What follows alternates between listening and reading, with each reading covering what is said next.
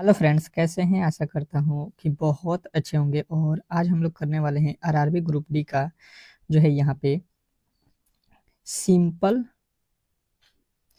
Simple paper है। ठीक है, सिंपल पेपर मतलब जिस तरीके से आपके एग्जाम हॉल में पेपर पूछे जाएंगे हूँ बहू आपको यहाँ पे इस क्लास में जो है देखने को मिलेगा। पूरे 100 प्रश्न और हूँ बहू इसी तरीके से आपके एग्जाम हॉल में प्रश्न पूछे जाएंगे।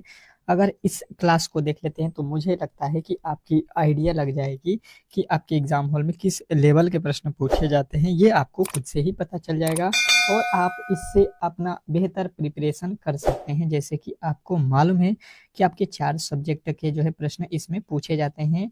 तो पहले रीजनिंग, फिर मैथ और जो है आपके जीके और साइंस, ये 4 सब्जेक्ट हैं और चारों में जो है आपको यहाँ पे मैं कराने वाला हूँ चार ही सब्जेक्ट को इसी में, और उतने ही प्रश्न जितने आपके एग्जाम हॉल में पूछे जाएंगे। तो इसलिए ये सिंपल पेपर हो गया। और बिल्कुल आपको यहाँ पे समझ लेना है कि ये टेस्ट ही है एक, जो कि आपके एग्जाम से पहले यहाँ पे देखने को मिल रहा है कि बिल्कुल इस तरीके के पेपर बनते हैं आपके एग्जाम हॉल में। और जो भी मेरे दोस्त इस क्लास को देखेंगे बेहतर स्कोर करके आएंगे एग्जाम हॉल में अंत तक, क्योंकि यहाँ पे जो है आप लोगों को पूरे 100 प्रश्न मिलेंगे। और जिन्होंने भी वीडियो को लाइक नहीं किया है तो प्लीज आप लोगों से रिक्वेस्ट है क्लास स्टार्ट होने से पहले ही कि वीडियो को लाइक कर दीजिए, क्योंकि इस तरीके के क्लास फ्री में जो है आपको यूट्यूब पे और ऑल सब्जेक्ट का प्रिपरेशन भी आप लोगों को चैप्टर वाइज भी करा रहा हूँ। ठीक है, ग्रुप डी के लिए तो ये सब जो है आपको फ्री में केवल इसी चैनल पर मिल रहा है। और आपके रिवीजन के लिए ये मॉडल पेपर भी मैंने निकाला हुआ है, सिंपल पेपर, क्योंकि इस तरीके से आपको आइडिया होना चाहिए कि किस लेवल के प्रश्न आपके एग्जाम हॉल में पूछे जाते हैं। तो चलिएगा पहला प्रश्न देखते हैं। रीजनिंग के प्रश्न से स्टार्ट करेंगे, फिर जो है साइंस को देखेंगे, फिर जो है जीके के देखेंगे, फिर जो है मैथ को देखेंगे। ठीक है, तो आपको क्लास से जाना नहीं है, आपको अंत तक देखना है। लिखा है कि नीचे दिए गए विकल्पों में से संबंधित संख्या को चुनिए। नीचे दिए गए विकल्पों में जो है आपको संबंधित संख्या को चुनना है। एनालॉजी टाइप का प्रश्न होता है और इसका जो है उत्तर आप लोगों को बताना है। बताने की कोशिश करेंगे सभी लोग, जितने भी मेरे दोस्त देख रहे हैं। जैसे कि आप लोगों को पहले भी मैंने क्लास में बताया हुआ है कि केवल देखने से रिजल्ट नहीं हो सकता है, इसको आपको जो है सॉल्व करना पड़ेगा कि ए का आंसर क्या बन रहा है, ए हो रहा है कि बी हो रहा है कि सी हो रहा है कि डी हो रहा है। तो इस तरीके से आप बनाइए, इस प्रश्न का उत्तर बताने की कोशिश कीजिए। बताइए इस प्रश्न का जो राइट उत्तर है वो क्या होने वाला है। तो आप लोगों ने बना दिया होगा इस प्रश्न का उत्तर। तो देखिए यहाँ पे इसका उत्तर क्या हो रहा है, पहले अच्छे तरीके से समझते हैं। लिखा हुआ है 25 और 25 का संबंध लिख रहा है 18 से। ठीक है, 25 का संबंध किससे बोल रहा है? ये 25 जो है इसका संबंध 18 से है। तो 37 का जो संबंध है वो किससे होने वाला है बताने की कोशिश करेंगे सभी लोग। सभी लोग बताएंगे कि इस प्रश्न का जो राइट उत्तर है वो क्या होने वाला है। तो 25 से 18 पे अगर आना है तो हमें यहाँ पे दिखाई देगा कि ये जो है माइनस का 7 किया है। ठीक है, और यहाँ पे अगर हम क्या करते हैं माइनस का 7 कर देते हैं तो ये 37 में से 7 जाएगा 30 हो जाएगा। और 30 अगर आप देख रहे हैं तो किसी भी ऑप्शन में नहीं दिया है, मतलब बिल्कुल जो हम लॉजिक लगा रहे हैं वो गलत है। तो दूसरा लॉजिक पे आ जाएंगे। ये जो 25 लिखा गया है, ठीक है, तो 25 में अंकों को देख लेते हैं। तो ये 5 और 2 जो है जोड़ के 7 माइनस किया है। ठीक है, 25 में से ये 25 जो है इसमें से 7 माइनस किया है तो ये हो गया 18। अब जो है वही लॉजिक यहाँ पे लगाना है। 37 लिखा हुआ है, ठीक है, तो 37 में से हमें इसके अंकों को जोड़ के घटाना है। तो 37 में क्या अंक है? 3 और 7 है। ठीक है, तो इसको जोड़िए तो 37 और माइनस का हो जाएगा 7 3 10। तो 37 में से 10 घटाएंगे, ये हम लोगों का मिलेगा 27। और 27 बिल्कुल आपके राइट उत्तर मिल जाएगा ऑप्शन नंबर सी में। तो ऑप्शन नंबर सी यदि आपने बताया है तो बिल्कुल राइट उत्तर है, इसमें किसी तरीके के डाउट नहीं होना चाहिए। नेक्स्ट प्रश्न की ओर चलेंगे और अगला प्रश्न आपके सामने है। कह रहा है कि दिए गए पासे में अक्षर बी के विपरीत फलक पर कौन सा अक्षर आएगा, ये आपको बताना है। अब जो है बताने की कोशिश करेंगे सभी लोग कि जो है दूसरे प्रश्न का उत्तर क्या होने वाला है। सभी लोग ट्राई कीजिए, आपके पास 10 सेकेंड का समय है। और ये चाहते हैं कि आप इस क्लास का पीडीएफ लें। ठीक है, पीडीएफ तो फ्री में जो है मैं इस क्लास का पीडीएफ डेली ही प्रोवाइड करता हूँ, जैसे कि आप लोग रिवीजन कर सकें। ठीक है, बेहतर तरीके से। तो टोटल 100 प्रश्न का जो है मैं आपको पीडीएफ दूंगा, वो भी फ्री में। अब जो है ये पीडीएफ कहाँ पे मिलेगा? तो आपको जो है इस वीडियो के डिस्क्रिप्शन में लिंक दिया गया होगा व्हाट्सएप ग्रुप का। ठीक है, तो उस व्हाट्सएप ग्रुप को ज्वाइन कीजिए। ठीक है, उसमें जो है व्हाट्सएप ग्रुप को आपको ज्वाइन करना पड़ेगा। अगर आपसे नहीं होता है तो आपको यहाँ पे जो है हम लोगों से बोला किया गया है विपरीत जो है ज्ञात करने के लिए। तो विपरीत अज्ञात करना है तो अच्छे तरीके से इसको हम लोग समझ लेते हैं। पहले देखेंगे कि जो है पासे में बी कहाँ पे दिया गया है, बिल्कुल यहाँ पे दिया गया है, ठीक है। यानी कि इस पासे से और एक कोई और पासा ले लेंगे और इन दो पासों से हम इस प्रश्न को सॉल्व कर सकते हैं। तो हमने पहले वाले दोनों ही पासे को ले लिया, ठीक है। दोनों पासे को रखिए और दोनों पासों में आपको क्या करना है, कॉमन ढूंढना है, जैसे कि मैंने क्लास में आपको बेहतर तरीके से सिखाया हुआ है। अब जो है यहाँ पे कॉमन आपको क्या दिख रहा है बताइएगा। कॉमन जो है इसमें क्या है, तो आपको दिखाई देगा ई और एफ यहाँ पे है, ई और एफ यहाँ पे है, ठीक है। ई और एफ यहाँ पे जो है आपको कॉमन दिखाई दे रहा होगा, ठीक है। अच्छे तरीके से देखिए यहाँ पे। अब जो है बचा हुआ क्या है आपके सामने, अब जो है बचा हुआ है यहाँ पे बी और यहाँ पे बचा हुआ है सी। यानी कि बी का अपोजिट सी हो जाएगा, बिल्कुल राइट उत्तर हो जाएगा ऑप्शन नंबर सी। तो आशा करता हूँ कि ये प्रश्न भी आपको बेहतर तरीके से समझ में आ गया होगा, ठीक है। बी का अपोजिट आपसे पूछा गया था, आप लोग बताइएगा सी। तो आशा करता हूँ कि ये प्रश्न भी कभी गलत नहीं करेंगे, ठीक है। ऐसे प्रश्नों को आप लोग इजीली सॉल्व कर सकते हैं। नेक्स्ट प्रश्न, अगला प्रश्न देखिएगा आपके सामने आ चुका है। निम्नलिखित वर्गों में सबसे जो है उपयुक्त वेन आरेख का जो है चयन करें। सबसे उपयुक्त वेन आरेख का चयन करना है आप लोग। जो है आपके सामने जो है तीन शब्द दिए गए हैं, ठीक है। इसके जो है वेन आरेख क्या होगा, वेन डायग्राम, ये आपसे पूछा गया है। तो चलिए समय स्टार्ट है और बिल्कुल इस तरीके से ही पेपर आपको एग्जाम हॉल में देखने को मिलेगा और इस प्रश्न के लिए आपको मिलेंगे जो है 10 सेकंड के समय। तो इस प्रश्न जो है तीसरे नंबर का उत्तर जो है आप लोगों के सामने यहाँ पे बताना है, बताने की कोशिश करेंगे सभी लोग। तो देखिएगा यहाँ पे लिखा है यूनानी, स्पेनिश और बंगाली। तो आपके दिमाग में आएगा कि ये तीनों ही क्या हैं, तीनों ही क्या हैं, ये भाषाएं हैं, ठीक है। ये भाषा है किसी न किसी जो है जगह का, ठीक है, किसी राज्य का, किसी देश का। तो इस तरीके से अगर हम देखेंगे, इस तरीके से अगर हम देखते हैं, बेहतर तरीके से समझने की कोशिश करेंगे, तो आपको ये यूनानी जो बोलने वाले होते हैं ये अलग होते हैं, ठीक है। स्पेनिश बोलने वाले अलग होते हैं और बंगाली बोलने वाले अलग होते हैं। मतलब तीनों ही अलग अलग जो है ये बोलने वाले हैं, तो किसी का किसी से संबंध नहीं होगा। और ऐसा जो है आपको कहाँ पे दिख रहा है, बिल्कुल आपके ऑप्शन नंबर जो है सी में दिख रहा है, ठीक है। क्योंकि तीनों ही भाषाएं अलग अलग जो है अब बोली जाती हैं, तो ये इसका संबंध किसी तरीके से किसी से होने वाला नहीं है। नेक्स्ट प्रश्न की ओर चलते हैं और अगला प्रश्न आपके सामने है। क्या कह रहा है आपका अगला प्रश्न, निम्नलिखित श्रृंखला श्रेणी में प्रश्नवाचक चिन्ह के स्थान पे कौन सी संख्या आएगी। निम्नलिखित श्रृंखला श्रेणी में प्रश्नवाचक चिन्ह के स्थान पे कौन सी संख्या आएगी। श्रृंखला श्रेणी तो आपको जबान पे याद रखना है, क्योंकि बिल्कुल आपके एग्जाम हॉल में श्रृंखला श्रेणी से प्रश्न पूछे जाएंगे। तो बताने की कोशिश करेंगे सभी लोग इस प्रश्न का राइट उत्तर। और जिन्होंने भी मेरे दोस्त इस वीडियो को शेयर नहीं किया है, ठीक है, तो एक शेयर तो बनता है, क्योंकि बहुत मेहनत से जो है इस क्लास को मैंने आपके लिए तैयार किया है। तो आपका भी दायित्व बनता है कि इसको जो है एक शेयर लगा दें। एक शेयर देखते हैं कौन कौन मेरे दोस्त जो है करता है और लाइक करता है, ताकि हम लोग हमेशा मोटिवेट रहें आपके क्लास के लिए और डेली ही क्लास इस तरीके के आपके लिए मैं प्रोवाइड करता रहूं। तो देखिएगा यहाँ पे इस प्रश्न का सही उत्तर क्या मिल रहा है, हम लोगों को अच्छे तरीके से समझते हैं। तो यहाँ पे देखिए 3 लिखा है, 3 से यहाँ पे लिखा है 6, 3 से कितना लिखा है 6। तो अब जो है 3 से 6 कब होगा, तो कहिएगा 3 जोड़ देंगे, तो ठीक है। 6 से 18 कब होगा, जब 12 हम लोग जोड़ देंगे। तो 18 से जो है यहाँ पे देखिएगा 90 लिखा है, मतलब यहाँ पे तो 72 जोड़ा है। यहाँ पे 3, यहाँ पे 12, यहाँ पे 72, बहुत काफी ज्यादा यहाँ पे तो प्लस कर दिया है। मतलब ये लॉजिक जो हम लगा रहे हैं बिल्कुल गलत है, ठीक है। इस लॉजिक से इसको नहीं बनाया जाएगा। तो दूसरे लॉजिक पे चलते हैं। देखिए 3 से जो है 6 पे जाना है, तो 3 में 2 से गुणा करेंगे, 3 दूना का 6।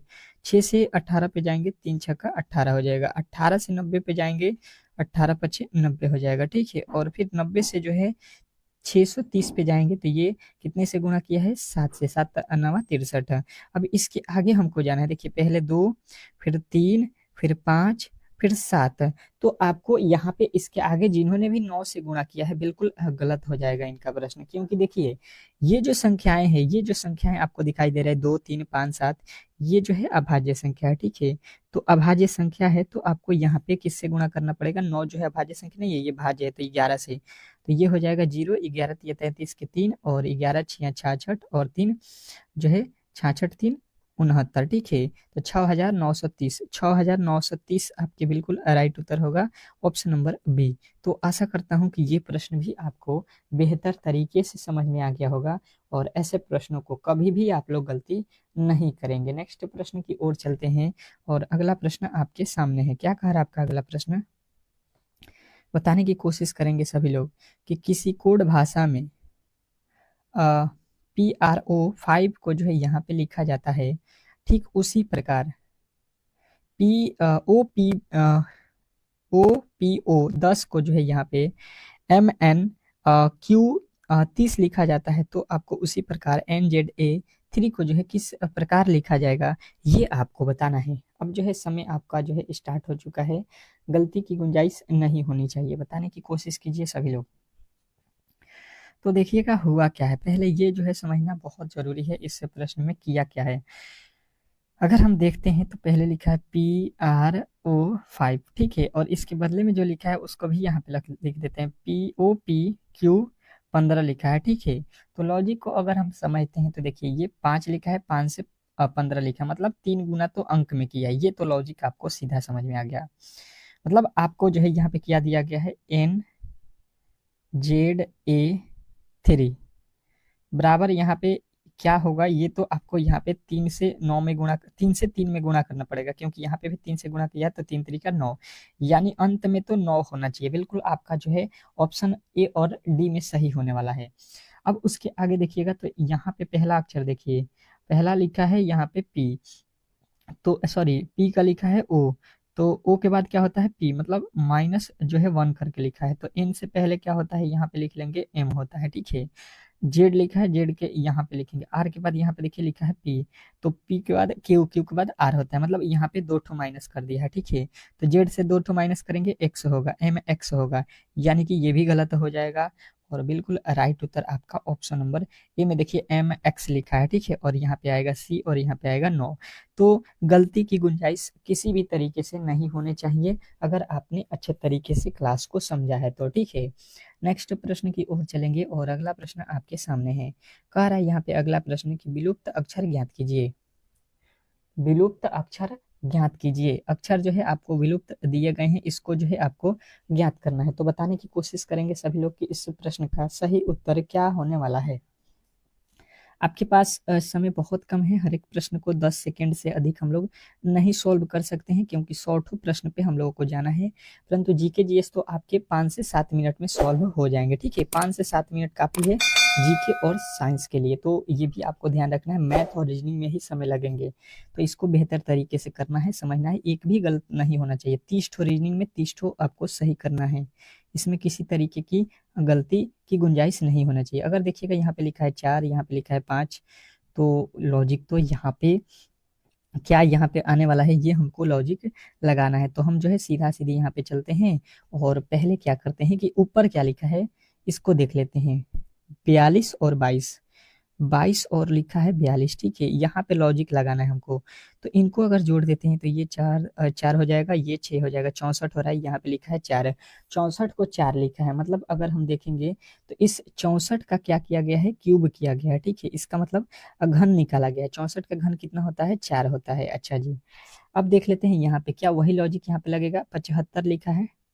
और 50 लिखा है, इन दोनों को जोड़ देते हैं तो कितना हो जाएगा, ये आपका हो जाएगा 5 7 5 12, 125। 125 का फिर हम लोग क्या करेंगे, जो है इसका भी जो है वर्ग घनमूल निकालेंगे, तो ये होता है 5 का घन, ठीक है। तो यहाँ पे इसीलिए 5 भी लिखा गया है। अब जो है आपको अच्छे तरीके से समझ में आ गया होगा, तो अब आप जो है इसको सॉल्व कर सकते हैं। यहाँ पे कितना लिखा है देख लीजिए, इनको जोड़ लीजिए, 380 प्लस में जो है कितना है 300, 400, 349, इसको जोड़ते हैं तो कितना हो जाएगा, 9 हो जाएगा, 8 4 12 के 2 हो जाएगा, 3 3 6 1 7 हो जाएगा, 729 किसका जो है घन होता है।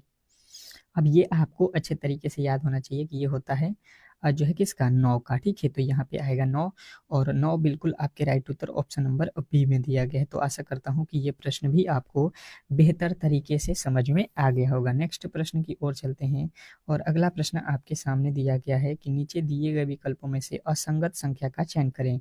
असंगत मतलब आपको मैंने पहले भी बताया हुआ है कि 3 जो है एक जैसे हैं, ठीक है, और एक अलग होगा, किसी भी तरीके से वो अलग हो, आपको अब वो पता करना है कि किस तरीके से अलग है, वही इस प्रश्न का सही उत्तर भी है, ठीक है, जो अलग होगा। तो बताने की कोशिश करेंगे सभी लोग कि इसमें जो है अलग कौन सा है। तो हम लोग यहाँ पे देखने चलते हैं, यहाँ पे देखते हैं। तो देखिए यहाँ पे क्या लिखा है, 4003, यहाँ पे लिखा है 5200, 6008 और 6001। तो यहाँ पे अगर देखिएगा तो कोई भी संख्या घन नहीं है, कोई भी संख्या वर्ग नहीं है, ठीक है, ये पहला रूल होता है, वर्ग या घन चेक करते हैं, ठीक है। दूसरा लॉजिक ये होता है सम और विषम चेक करते हैं, सम और विषम देखेंगे तो ये दोनों जो है विषम हो जाएंगे, ठीक है, और यहाँ पे ये दोनों सम हो जाएंगे, तो अलग तो यहाँ पे भी नहीं मिला, हमें तो यहाँ पे अलग होना चाहिए। तो हम क्या करेंगे, इसके जब ये सारे रूल खत्म हो जाए तो इसके अंकों को जोड़ देते हैं, 4 और 3 जोड़ेंगे 7 हो जाएगा, ठीक है, 5 और 2 जोड़ेंगे 7 हो जाएगा, और यहाँ पे जो है 8 और 6 को जोड़ेंगे तो 14 हो जाएगा, यहाँ पे 6 और 1 जोड़ेंगे तो 7 हो जाएगा, ठीक है। देखिए मैंने सारे ही तरीके आपको बता देता हूँ, ताकि आप लोग जो है इस तरीके के प्रश्न जब आपके सामने आएगा तो पता नहीं यही लॉजिक रहेगा या कौन सा लॉजिक रहेगा, ये सारे ही लॉजिक पता है तो किसी ना किसी के आधार पे ही बनाया गया होगा, तो आप वो लॉजिक को लगा सकते हैं, ठीक है। तो देखिएगा यहाँ पे 7 7 बराबर हुआ, परंतु यहाँ पे तो 14 लिखा है ऑप्शन नंबर सी में, तो बिल्कुल हम लोगों का राइट उत्तर ऑप्शन नंबर सी होगा, इसमें किसी तरीके के डाउट नहीं होना चाहिए। तो नेक्स्ट प्रश्न की ओर चलेंगे, और अगला प्रश्न आपके सामने है, बताने की कोशिश करेंगे सभी लोग कि जो है अगले प्रश्न का उत्तर क्या होने वाला है। अगला प्रश्न कह रहा है कि निम्नलिखित आकृति में वर्गों की संख्या कितनी है। निम्नलिखित आकृति में वर्गों की संख्या जो है आपको बतानी है, बताने की कोशिश करेंगे सभी लोग कि जो है इस प्रश्न का सही उत्तर क्या होने वाला है। इंपॉर्टेंट है, आपके पास 10 सेकंड का समय है, और ये 10 सेकंड आपको अच्छे तरीके से यहाँ पे बिताना है और दिमाग लगाना है। अगर आप 10 सेकंड अच्छे तरीके से बना देते हैं यहाँ पे दिमाग लगा के प्रश्न को, तो बहुत अच्छा होगा और बेहतर भी स्कोर आपको एग्जाम हॉल में देखने को मिलेगा। तो चलिए हम लोग सॉल्व करते हैं यहाँ पे इस प्रश्न का सही उत्तर जो क्या होने वाला है। तो सबसे पहले देखिए यहाँ पे छोटे वाले में गिन लेते हैं कितना जो है यहाँ पे दिया गया है, 1 2 3 और 4 वर्ग तो सीधा सीधी, और ये एक बड़ा वाला आपको मिल जाएगा। टोटल जो है 5 वर्ग जो है आपको देखने को मिल रहा है, ठीक है, 5 वर्ग जो है यहाँ पे, और उसी प्रकार यहाँ पे बना है तो 5 तो यहाँ पे भी देखने को मिलेगा। बिल्कुल आप कहिएगा सही है, 5 और 5 यहाँ पे मिल गया, ठीक है, यानी कि 10 ठो तो आपको सीधा सीधी 10 ठो आपको मिल गया।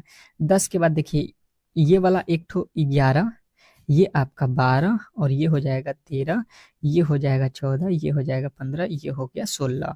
16 ठो जो है आपको वर्ग यहाँ पे दिखाई दे रहा होगा, ठीक है। अब जो है 16 के बाद से देखिए, 16 के बाद से देखिए, 16 के अलावा भी इसमें कोई दिया गया है, कहिएगा बिल्कुल दिया गया है। 16 के बाद से देखिए ये दोनों ही बॉक्स को मिलाएंगे तो ये आपका बन जाएगा 17, और 17 के बाद से यहाँ पे देखिएगा ये आपका बनेगा कौन सा, ये वाला आपका 18, ठीक है।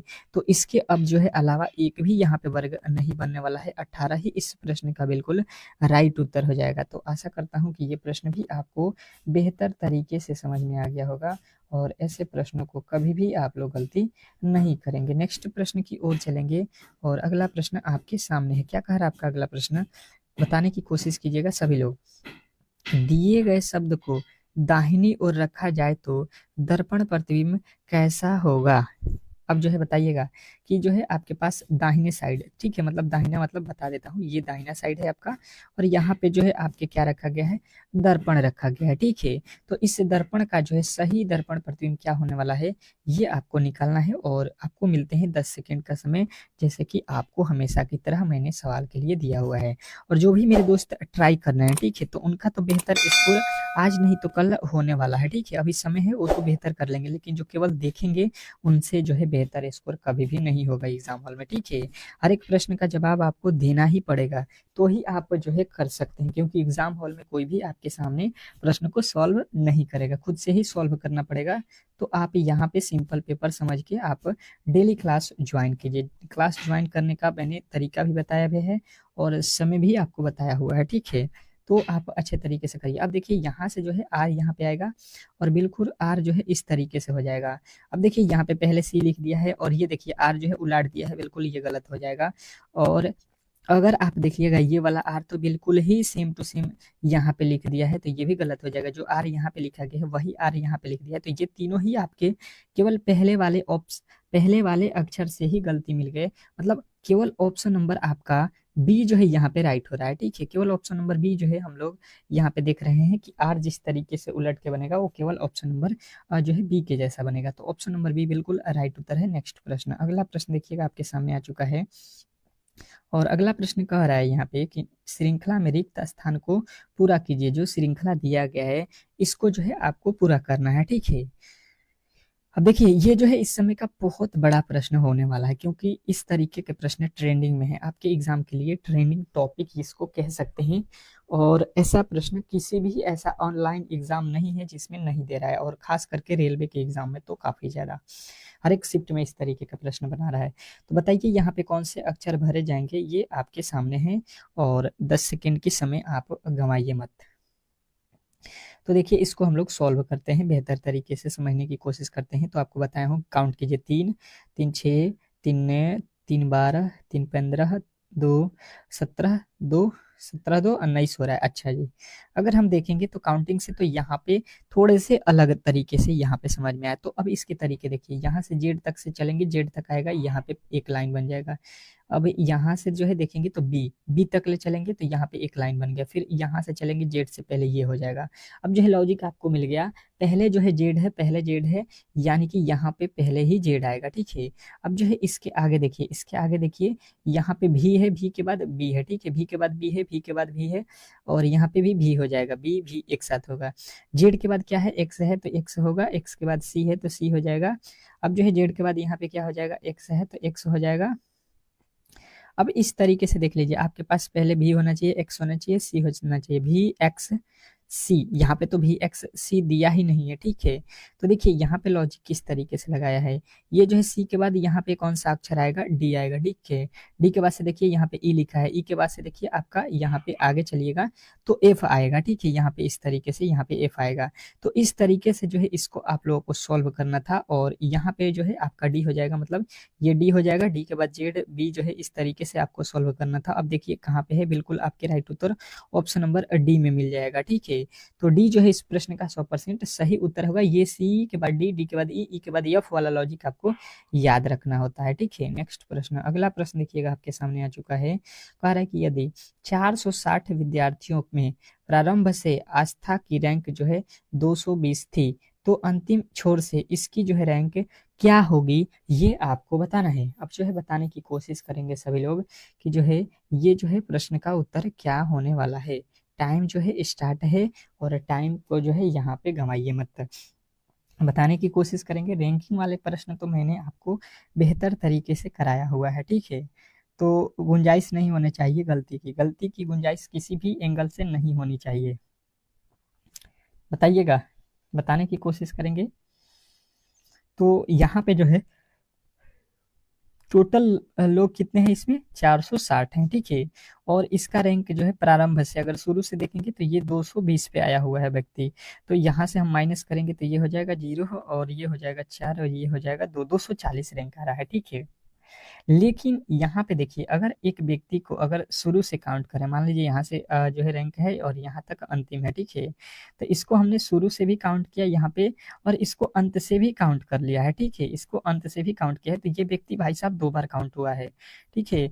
तो यहाँ पे हम क्या करेंगे कि एक इसमें और जोड़ देंगे, क्योंकि 2 बार इसको हमने काउंट किया है, आगे से भी और पीछे से भी। तो इस तरीके से आपका जो है टोटल इसका रैंक पीछे से बनेगा वो 241 बनेगा। तो इस तरीके से आपका right Uttar option number A हो जाएगा। और आशा करता हूँ कि ये प्रश्न भी आपको बेहतर तरीके से समझ में आ गया होगा। नेक्स्ट प्रश्न की ओर चलते हैं, और अगला प्रश्न देखिए एनालॉजी का प्रश्न है। कह रहा है कि नीचे दिए गए विकल्पों में से संबंधित शब्द को चुनिए। अब जो है संबंधित शब्द को चुनना है, चलिएगा।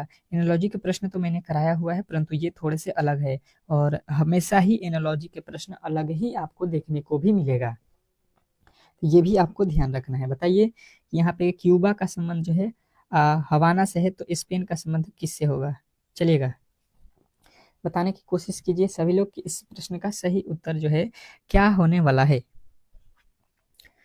तो देखिए यहाँ पे जो है मैंने आपको पहले भी बताया है कि इसके जो है राज्य राजधानी और मुद्रा दो ठो आपको याद होना चाहिए हर एक देश का। तो क्यूबा का जो है कैपिटल जो है यहाँ पे लिखा गया है, ठीक है। कैपिटल समझ लीजिए, राजधानी लिखा गया है, ये राजधानी लिखा गया है, ठीक है। तो आपको जो है स्पेन की राजधानी यहाँ पे जो है आपको बतानी है। तो स्पेन की राजधानी यहाँ पे क्या होता है, तो यहाँ पे जो है आपको बताना है मैड्रिड। मैड्रिड जो है आपके राइट उत्तर हो जाएगा ऑप्शन नंबर सी। नेक्स्ट प्रश्न देखिएगा आप लोगों के सामने आ चुका है। कह रहा है यहाँ पे कि यदि ए बराबर गुण और बी बराबर भाग तथा सी बराबर यहाँ पे माइनस और डी बराबर प्लस हो तो समीकरण का सही हल ज्ञात करें। अब ये तो मुझे नहीं लगता है कि कोई भी ऐसा होगा जो इस प्रश्न को सॉल्व नहीं कर सकता है। इस प्रश्न को सॉल्व नहीं करने वाले कौन कौन है ये जरा यहाँ पे बताने की कोशिश करेंगे, क्योंकि मैंने जो है इस टाइप के प्रश्न आपको पिछले क्लासों में बेहतर तरीके से कराया हुआ है। तो बताने की कोशिश करेंगे कि इस प्रश्न का जो सही उत्तर है वो क्या होने वाला है। तो चलिएगा, जो भी कंडीशन ऊपर बोला गया है उसी को फॉलो कीजिए और इसको सॉल्व कीजिए। ए का अर्थ क्या है, यहाँ पे गुणा है तो गुणा कर दीजिए 5। बी लिखा है, बी का अर्थ क्या है, यहाँ पे भागा है तो भागा लिखिए आप 5, ठीक है, भागा लिख दिए। उसके बाद सी का अर्थ क्या है, माइनस है तो माइनस लिखिए 5। फिर डी लिखा है, डी का अर्थ प्लस लिखा है तो प्लस कर दीजिए 3। अब जो है बिल्कुल इसको आपको सॉल्व कर देना है। सॉल्व कर दीजिए। सबसे पहले भागा करते हैं, ठीक है। सबसे पहले बोर्डमॉस के नियम में क्या होता है, भाग होता है। उसके बाद से यहाँ पे कितना हो जाएगा, आप देखिए 5 यहाँ पे 55 एकम में 55 हो जाएगा, -5 है प्लस का 3 है। तो 55 में से 5 घटाएंगे 50, 50 में 3 जोड़ देंगे, ये हो जाएगा 53। और 53 बिल्कुल राइट उत्तर हो जाएगा ऑप्शन नंबर ए। तो आशा करता हूँ कि ये प्रश्न भी आपको बेहतर तरीके से समझ में आ गया होगा। नेक्स्ट प्रश्न की ओर चलेंगे और अगला प्रश्न आपके सामने है। इस प्रश्न का जवाब दीजिएगा। और यहाँ पे जो है ये प्रश्न बहुत इंपॉर्टेंट है। कह रहा है कि दिए गए शब्दों को उस क्रम में व्यवस्थित कीजिए जिस क्रम में वे अंग्रेजी शब्दकोश में आते हैं, ठीक है। अंग्रेजी शब्दकोश में आते हैं उस क्रम में हमको इसको व्यवस्थित करना है। अब जो है बताने की कोशिश करेंगे। आप लोगों के पास 10 सेकेंड का समय है। और अंग्रेजी में जैसे कि सबसे पहले ए आता है, ठीक है, तो ए वाला अक्षर पहला होना चाहिए, बी उसके बाद से होना चाहिए, सी उसके बाद से। ये अंग्रेजी शब्दकोश के अनुसार जो है आप लोगों को मालूम भी होगा। तो आपको सबसे पहले ऐसे प्रश्नों में क्या करना होता है, पहला अक्षर देखिए टी से है तो सभी में है, उसके बाद से ए सभी में है तो ये भी खत्म। उसके बाद से देखिए एन एन एन, यहाँ पे सी लिखा है तो देखिए एन वाला तो ये बाद में आएगा। अब एल और सी में देखिए कौन पहले आता है, तो सी पहले आता है, ये सी वाला पहले आएगा, यानी कि 5 पहले नंबर पे आएगा। अब देखिए ये पहले 1 से स्टार्ट हो रहा है, बिल्कुल गलत। ये 3 से स्टार्ट होगा, बिल्कुल गलत। पहले हमको 5 से स्टार्ट होना चाहिए और 5 से स्टार्ट होने वाला है केवल ऑप्शन नंबर डी। और ऑप्शन नंबर डी जो है यदि आपने बता दिया है तो बिल्कुल सही उत्तर है। इसके आगे आपको चेक भी करने की कोई आवश्यकता नहीं है, क्योंकि ये जो है मैंने आप लोगों को ट्रिक के माध्यम से बताया है। पहला अक्षर से ही आपका ये काम अब बन जाएगा। नेक्स्ट प्रश्न देखिएगा और ये होमवर्क का प्रश्न रहेगा, ठीक है। जो भी मेरे दोस्त देख रहे हैं इसको होमवर्क के तौर पर रखिएगा। और इसके बाद से जो है पहले साइंस के प्रश्न को देख लेते हैं। कह रहा है ये जो है आपका पी से जो है बड़ा क्यू है, क्यू से जो है छोटा आर है, और यहाँ पे जो है बराबर है आर और एस। एम जो है एस से बड़ा है और एम जो है एन से बड़ा है। तो इसमें जो है आपको बताना है कि पी जो है एस से बड़ा है, आर जो है एन से छोटा है। अगर हाँ तो यहाँ पे 4 कंडीशन दिए गए हैं। देखते हैं कौन कौन ये जो है सही बनाते हैं। बहुत इजी प्रश्न है, बहुत इजी, सभी लोग कर सकते हैं। अब चलिए साइंस के प्रश्नों की ओर और साइंस के प्रश्नों को सॉल्व कीजिए। चलिएगा, साइंस के प्रश्न बहुत इंपॉर्टेंट है और जैसा कि मैंने आपको पहले भी बताया हुआ है कि 25 तो साइंस के प्रश्न आएंगे और 25 आपके लिए अति महत्वपूर्ण होंगे। तो पहला प्रश्न देखिए, इसमें सारे ही वीवीआई प्रश्न हैं। शरीर में भोजन का पाचन कहाँ से प्रारंभ होता है? तो शरीर में भोजन का जो पाचन होता है वो आपको याद रखना है कि ये कहाँ से होता है, तो मुख से होता है, ठीक है। पहले का ऑप्शन नंबर ए होगा। अगला प्रश्न कह रहा है यहाँ पे कि किस ताप पर सेल्सियस एवं फ़ारेनहाइट बराबर होते हैं? बताते चलिएगा कि दूसरे का उत्तर क्या हो रहा है, तीसरे का उत्तर क्या हो रहा है। अलग अलग जो है आपको मैंने यहाँ पे पहले भी बता दिया है क्लास से पहले कि आपको मैं हर एक सब्जेक्ट को कवर करूंगा इस वीडियो में। तो -40 डिग्री पे जो है आपका क्या होता है, सेल्सियस और फ़ारेनहाइट दोनों ही बराबर होते हैं, ठीक है। नेक्स्ट प्रश्न, केवल जो है आपको डेली क्लास ज्वाइन करना है, देखना है, 100% है कि आपके एक भी प्रश्न इससे बाहर नहीं आएंगे। गुणसूत्रों की खोज किसने की थी? बहुत बार एग्जाम हॉल में आपको पूछा गया है, ठीक है, रेलवे के। तो गुणसूत्रों की खोज जो है सबसे पहले आपको याद रखना है, ये जो है आपके कौन किया था, तो ये जो है आपको याद रखना है, गुणसूत्रों का पूछा गया ना वाल्डेयर ने, ठीक है। वाल्डेयर जो है आपके राइट उत्तर हो जाएगा ऑप्शन नंबर जो है आपका ए। नेक्स्ट प्रश्न देखिएगा आप लोगों के सामने आ चुका है, और अगला प्रश्न कह रहा है कि जड़त्व का नियम किसने दिया था। जड़त्व का नियम किसने दिया था, बताने की कोशिश करेंगे सभी लोग कि जो है जड़त्व का नियम किसने दिया था। तो आपके उत्तर बनेगा न्यूटन, ठीक है। किसने दिया था, न्यूटन जो है आपके राइट उत्तर हो जाएगा ऑप्शन नंबर सी। नेक्स्ट प्रश्न देखिएगा आप लोगों के सामने आ चुका है कि यदि लिफ्ट की डोरी टूट जाए तो व्यक्ति का जो है आभासी भार क्या होगा। यदि लिफ्ट की डोरी जो है टूट जाए तो जो है व्यक्ति का आभासी प्रतिबिंब कैसा होगा, तो ये जो है आपको बताना है कि आभासी प्रतिबिंब जो होगा उसका शून्य हो जाएगा। तो ऑप्शन नंबर जो है आपका सी जो है इस प्रश्न का बिल्कुल राइट उत्तर होगा। नेक्स्ट प्रश्न देखिएगा आपके सामने आ चुका है, कर आपका अगला प्रश्न कि शरीर से निकलने वाला जो है विषैली पदार्थ कौन सी है। जो हम लोग का शरीर है उसमें से जो है विषैले पदार्थ जो निकलते हैं वो कौन से हैं, ये आपको बताना है। बताने की कोशिश कीजिए सभी लोग, जो भी मेरे दोस्त देख रहे हैं इस वीडियो को अच्छे तरीके से बताने की कोशिश करेंगे। तो अमोनिया जो है शरीर से निकलने वाला विषैला पदार्थ है, तो ऑप्शन नंबर सी। अगला प्रश्न कह रहा है कि गेहूं में खाने योग्य भाग के कौन सा है। जो गेहूं है उसमें जो है हम लोगों को खाने योग्य भाग कौन सा है, बताइएगा। तो गेहूं में जो होता है आप लोगों का भ्रूण पोष को जो है हम लोग खाने योग्य जो है हम लोग के खाने योग्य होता है, ठीक है। नेक्स्ट प्रश्न, अगला प्रश्न देखिएगा और बताइएगा कि समुद्र जल का पीएच मान कितना होता है। देखिए पीएच स्केल से आपके एक प्रश्न 100% की आपके एग्जाम हॉल में पूछे जाएंगे, तो ये जो है टॉपिक आपको याद होने चाहिए अच्छे तरीके से। जैसे एसआई मात्रक हो गया, ये भी टॉपिक आपको याद होना चाहिए। तो 8.4 होता है समुद्री जल का पीएच मान, ऑप्शन नंबर सी के साथ आपको जाना है। नेक्स्ट प्रश्न देखिएगा आपके सामने आ चुका है कि किसी चंद्रमा पर किसी वस्तु का भार जो है पृथ्वी पर उसके भार का कितना गुना होता है। अब जो है ये बताइएगा, ये मैंने 2-4 दिन पहले क्लास में बताया हुआ था, थ्योरम के माध्यम से ये फॉर्मूला आपको मैंने बताया था कि ये किस तरीके से होता है। तो जिनको भी याद है वो बेहतर तरीके से बता सकते हैं।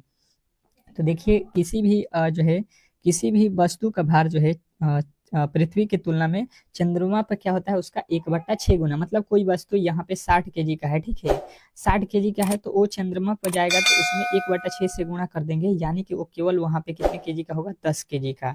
मैंने आपको अच्छे तरीके से पढ़ाया था ये, तो आप लोग याद रखिए एक एक जो है यहाँ पे सवाल को, क्योंकि इसी तरीके से प्रश्न घुमा फिरा के आपके एग्जाम हॉल में देगा। कह रहा है कि सेरीकल्चर किससे संबंधित है, सेरीकल्चर किससे संबंधित है, बताने की कोशिश करेंगे। तो आपके जो उत्तर बनेगा ये जो है रेशम उत्पाद से होता है। किसका संबंध, सेरीकल्चर का। नेक्स्ट प्रश्न देखिएगा आप लोगों के सामने आ चुका है, कह रहा है यांत्रिक ऊर्जा को विद्युत ऊर्जा में बदलता है। यांत्रिक ऊर्जा को विद्युत ऊर्जा में बदलता है, अब कौन बदलता है ये आपको बताना है। बताने की कोशिश करेंगे सभी लोग, तो सभी के उत्तर आएंगे डायनेमो। डायनेमो जो होता है वो क्या होता है, यांत्रिक ऊर्जा को विद्युत ऊर्जा में बदलता है। नेक्स्ट प्रश्न कह रहा है यहाँ पे कि जो है किसी वस्तु का भार सर्वाधिक होता है, किसी भी वस्तु का भार सर्वाधिक होता है, ये कहाँ पे होता है ये आपको बताना है। बताने की कोशिश करेंगे सभी लोग कि किसी वस्तु का भार सर्वाधिक कहाँ पे होता है, तो ये जो है ध्रुवों पे होता है, ऑप्शन नंबर ए। नेक्स्ट प्रश्न देखिएगा आप लोगों के सामने आ चुका है कि जो है RH तत्व का जो है पता किस जीव ने लगाया था। RH का पता किस जीव ने लगाया था, बताने की कोशिश करेंगे सभी लोग, तो सभी का उत्तर आएगा रीसस नामक बंदर ने, ठीक है। नेक्स्ट प्रश्न, अगला प्रश्न कह रहा है यहाँ पे कि आधुनिक आवर्त सारणी की खोज किसके द्वारा की गई थी। आधुनिक आवर्त सारणी की खोज किसके द्वारा की गई थी, बताने की कोशिश करेंगे सभी लोग, तो सभी का उत्तर आएगा हेनरी मोसले ने। हेनरी मोसले जो है आपके राइट उत्तर हो जाएगा। अगला प्रश्न कह रहा है यहाँ पे RNA का जो है मुख्य कार्य क्या है। RNA का जो है मुख्य कार्य क्या है, बताने की कोशिश करेंगे सभी लोग कि जो है इस प्रश्न का जो सही उत्तर है वो क्या होने वाला है।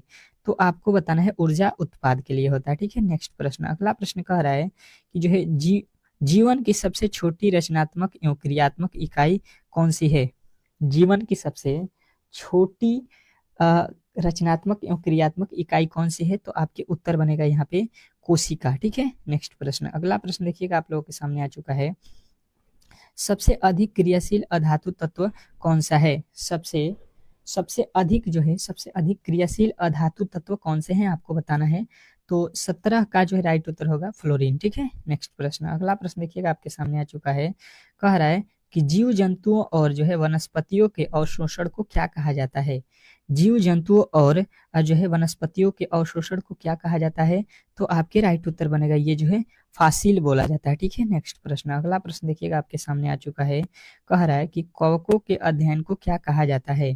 कवकों के अध्ययन को क्या कहा जाता है, वीवीआई है, बहुत वीवीआई प्रश्न है, तो इसको जो है आपको याद रखना है, माइकोलॉजी। ठीक है, इसको क्या बोलते हैं, माइकोलॉजी। नेक्स्ट प्रश्न कह रहा है कि किसी अम्ल का उपयोग सीसा संचालक बैटरी में किया जाता है। किस अम्ल का उपयोग जो होता है वो जो है सीसा संचालक बैटरी में किया जाता है, तो सल्फ्यूरिक अम्ल का उपयोग किया जाता है, ऑप्शन नंबर ए। नेक्स्ट प्रश्न देखिएगा, कह रहा है कि हीमोग्लोबिन में कौन सा तत्व पाया जाता है। हीमोग्लोबिन जो है आपको अच्छे तरीके से मालूम होगा, जिसके कारण हम लोगों का खून जो है लाल होता है, तो इसमें कौन सा जो है धातु उपयोग होता है, तत्व जो है मौजूद रहता है, तो यहाँ पे लोहा जो है आपको याद रखना है। ठीक है, आयरन। अगला प्रश्न कह रहा है यहाँ पे कि तारपीन का जो है तेल किस से जो है प्राप्त होता है।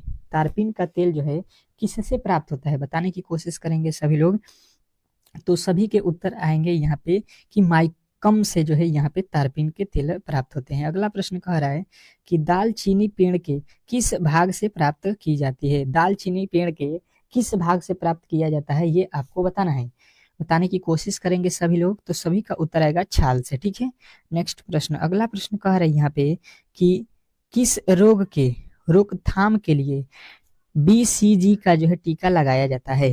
किस रोकथाम के लिए बीसीजी का टीका लगाया जाता है, तो आपके उत्तर बनेगा टीबी का। ठीक है, टीबी जो है आपके राइट उत्तर हो जाएगा, ऑप्शन नंबर ए।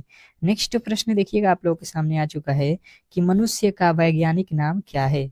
मनुष्य जो है, मनुष्य उसका जो है वैज्ञानिक नाम क्या है, बताने की कोशिश करेंगे, तो ये प्रश्न आपका जो है अंतिम है यहाँ पे साइंस का। इसके बाद से अब चलते हैं जीके के प्रश्नों की ओर, और जीके के प्रश्न तो आपको 20 पूछा जाएगा, तो सेम टू सेम उसी तरीके से आपको यहाँ पे देखने को मिलेगा। तो होमो सेपियंस से जो है प्राप्त नाम है। ठीक है, मनुष्य का वैज्ञानिक नाम होमो सेपियंस। अब चलते हैं यहाँ पे अगले प्रश्न की ओर, और अगला देखिएगा आपका जो है यहाँ पे स्टार्ट हो चुका है जो है जीके के प्रश्न। ठीक है, तो यहाँ पे 20 जीके आपके एग्जाम हॉल में जिस तरीके से पूछेगा, बिल्कुल वैसा ही जीके आपको यहाँ पे देखने को मिलेगा। ठीक है, पहला प्रश्न देखिएगा, कह रहा है कि भारतीय संविधान का प्रारूप किसने तैयार किया था। भारतीय संविधान का प्रारूप जो है किसने तैयार किया था, बताने की कोशिश करेंगे। पहले प्रश्न का राइट उत्तर क्या होने वाला है, तो ये जो है आपका कौन तैयार किया था, सर वी.एन. राव ने। ठीक है, ऑप्शन नंबर आपके सी जो है इस प्रश्न का राइट उत्तर होगा। नेक्स्ट प्रश्न कह रहा है यहाँ पे कि चित्तौड़ के दुर्ग में विजय स्तंभ का जो है निर्माण किसने किया था। चित्तौड़ के दुर्ग में विजय स्तंभ का जो है निर्माण किसने किया था, तो आपके उत्तर बनेंगे यहाँ पे राणा कुंभा। राणा कुंभा जो है आपके बिल्कुल राइट उत्तर होगा। नेक्स्ट प्रश्न कह रहा है यहाँ पे कि भारत में नालंदा विश्वविद्यालय किस राज्य में स्थित है। भारत में नालंदा विश्वविद्यालय किस राज्य में स्थित है, ये आपको बताना है, बताने की कोशिश करेंगे। तीसरे प्रश्न का सही उत्तर जो है क्या होने वाला है, तो उड़ीसा जो है आपका बिल्कुल राइट उत्तर है। नेक्स्ट प्रश्न कह रहा है यहाँ पे कि वी जो है कुंजमणि का जो है संबंध किस वाद्य यंत्र से है। वी कुंजमणि का संबंध जो है किस वाद्य यंत्र से है, बताने की कोशिश करेंगे, तो ये जो है आपके बांसुरी से संबंधित है, ऑप्शन नंबर बी। नेक्स्ट प्रश्न देखिएगा आप लोगों के सामने आ चुका है, क्या कह रहा है आपका अगला प्रश्न कि निम्न में से किस आंदोलन के कारण भारतीय राष्ट्रीय कांग्रेस का जो है विभाजन हुआ, जिसके जो है परिणाम स्वरूप नरम दल और जो है गरम दल का जो है उद्भव हुआ था। तो ये जो है आपको याद रखना है कि ये है आपका स्वदेशी आंदोलन। ठीक है, 1906 में। नेक्स्ट प्रश्न कह रहा है यहाँ पे कि जो है निम्नलिखित में से भारतीय राष्ट्रीय कांग्रेस के किस अधिवेशन में कांग्रेस अध्यक्ष के जो है चुनाव में सुभाष चंद्र बोस ने पट्टाभी सीतारामैया को जो है पराजित किया था, तो ये कौन सा अधिवेशन था, और कहाँ पे हुआ था, किस सन में हुआ था, ये सारे ही आपको याद रखना है। तो ये जो है त्रिपुरा का अधिवेशन था 1939 में, ठीक है, जिनमें सुभाष चंद्र बोस ने विजयी प्राप्त की थी। अगला प्रश्न कह रहा है यहाँ पे कि राष्ट्रपति का जो है मासिक वेतन कितना होता है। जो राष्ट्रपति हैं आपके भारत के, उनका जो है महीने का वेतन कितना है, बताने की कोशिश करेंगे सभी लोग। तो सभी के जो उत्तर बनेंगे यहाँ पे, ये 5 लाख मिलता है उनको, ठीक है। तो ऑप्शन नंबर बी बिल्कुल राइट उत्तर है। नेक्स्ट प्रश्न कह रहा है यहाँ पे कि उत्तर प्रदेश की जो है पहली महिला पुलिस कमिश्नर कौन बनी थी। पुलिस कमिश्नर जो है पहली उत्तर प्रदेश की जो है कौन बनी थी पुलिस कमिश्नर। तो आपके जो राइट उत्तर बनेगा ये जो है लक्ष्मी सिंह थे, ठीक है। नेक्स्ट प्रश्न, अगला प्रश्न कह रहा है बेतला राष्ट्रीय उद्यान कहाँ स्थित है। बेतला राष्ट्रीय उद्यान कहाँ स्थित है, बताने की कोशिश करेंगे सभी लोग। तो इसका जो राइट उत्तर है आपको याद रखना है कि ये है झारखंड में, ठीक है। नेक्स्ट प्रश्न देखिएगा, आप लोगों के सामने आ चुका है। कह रहा है कि राष्ट्रीय एकता परिषद की जो है अध्यक्षता कौन करता है। राष्ट्रीय एकता परिषद की अध्यक्षता कौन करता है, बताने की कोशिश करेंगे। तो सभी के उत्तर जो है 10वें का क्या आएगा, ये प्रधानमंत्री करते हैं। नेक्स्ट प्रश्न देखिएगा, आप लोगों के सामने आ चुका है। कर्नाटक संगीत का जो है जनक किसके नाम से जो है प्रसिद्ध है।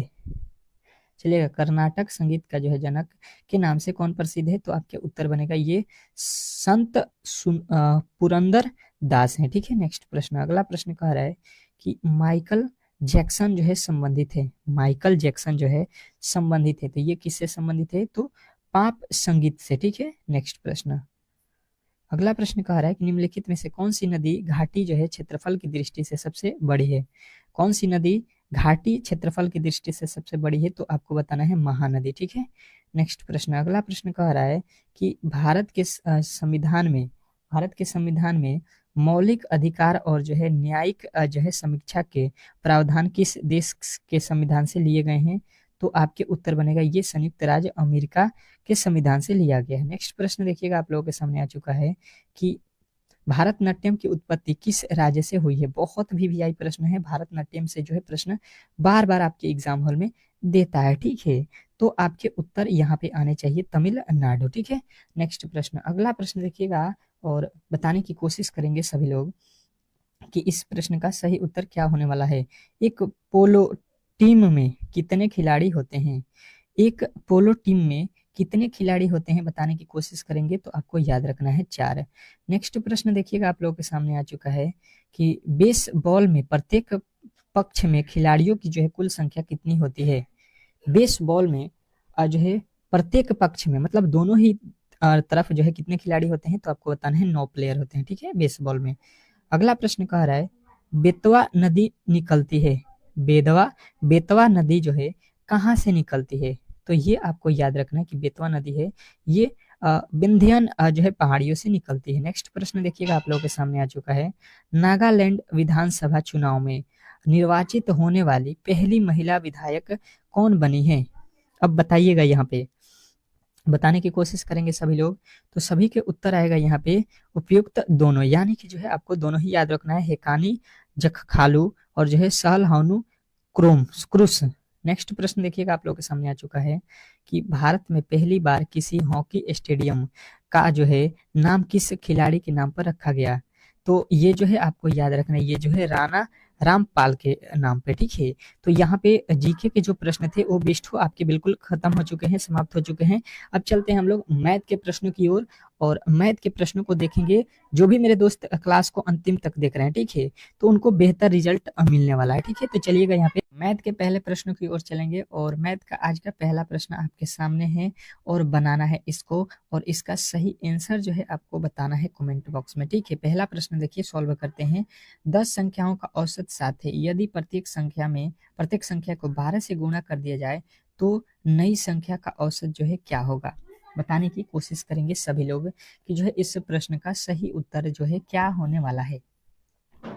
चलिएगा, बताइएगा कि पहले प्रश्न का सही जो उत्तर होने वाला है वो क्या होने वाला है। कह रहा है कि 10 संख्याओं का औसत 7 है, ठीक है, औसत 7 है।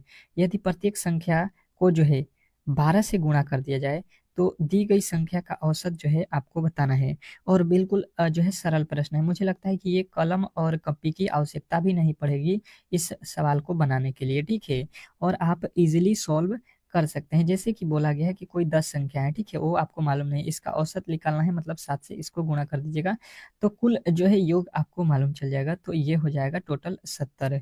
लेकिन कह रहा है कि नहीं, ये जो संख्याएं हैं आपको इसको जो है आपको क्या करना है, 10 ठो संख्या है, इसको आपको 12 से गुणा करना है, ठीक है। तो यहाँ पे 10 अलग अलग हैं, ठीक है। जैसे मैं यहाँ पे आपको मैं लिख रहा हूँ 10 और ये इसमें 7 से गुणा करेंगे तो ये आपका हो गया टोटल योग, और इसमें फिर 12 से आपको गुणा करना पड़ेगा, तो ये जो है टोटल आपका योग यहाँ पे मिल जाएगा। अब जो है देखिए, इससे आपको कोई फायदा नहीं होने वाला है ये गुणा भाग इतना करने से। मैंने देखा कि यहाँ पे औसत कितना है, हमारे पास 7 है, ठीक है। ये 10 संख्याओं का औसत यहाँ पे लिख देता हूँ। टोटल संख्याएं कितनी है, 10 है। औसत जो है यहाँ पे आपको लिख देता हूँ, औसत कितना है, तो औसत यहाँ पे हमें मिल रहा है 7। अब देखिए यहाँ पे हुआ क्या है, अगर हम प्रत्येक संख्या में 12 से गुणा कर दें, ये जो संख्याएं हैं आपको पहले 10, इसको फिर 12 से जब गुणा करेंगे तो डायरेक्ट हम क्या करेंगे कि ये जो पहले औसत था 7, इसमें डायरेक्ट ही 12 से गुणा कर देंगे। अगर जोड़ने को कहता है तो डायरेक्ट ही औसत में जोड़ देते हैं, अगर घटाने को कहता है तो डायरेक्ट ही औसत से ही घटाएंगे, क्योंकि उतना ही ज्यादा औसत जो है घटेगा और उतना ही बढ़ेगा, उतना ही गुणा होगा। तो ये 12 सत्ते जो है 84 जो है इसका नया औसत हो जाएगा। तो ऑप्शन नंबर आपका ए जो है बिल्कुल राइट उत्तर होगा। तो आपको इससे ये प्रश्न से ये फायदा होगा कि अब आपको याद रखना है कि जब भी जितना भी औसत दिया होगा, ठीक है, अगर उस औसत में जब भी बोला जाए कि किसी संख्या को जो है गुणा किया जाए, घटाया जाए, तो डायरेक्ट ही आपको वो काम औसत से कर देना है, ठीक है। तो आपका राइट उत्तर मिल जाएगा। नेक्स्ट प्रश्न देखिएगा, आप लोगों के सामने आ चुका है और अगला प्रश्न बहुत इंपॉर्टेंट है और ऐसे प्रश्न आपको सीधा जो है देखने को मिलेगा एग्जाम हॉल में, ठीक है। तो बताइएगा, इस प्रश्न के लिए तो आपको 20 सेकंड का समय देना पड़ेगा, क्योंकि मैथ के प्रश्न है। कह रहा है कि एक परीक्षा में 900 लड़कियां और 1100 लड़के बैठे हैं, इनमें से 40% लड़कियां और 50% लड़के पास हुए हैं, तो कुल कितने प्रतिशत फेल रहे हैं। अब बताइएगा, बहुत बहुत इंपॉर्टेंट प्रश्न है।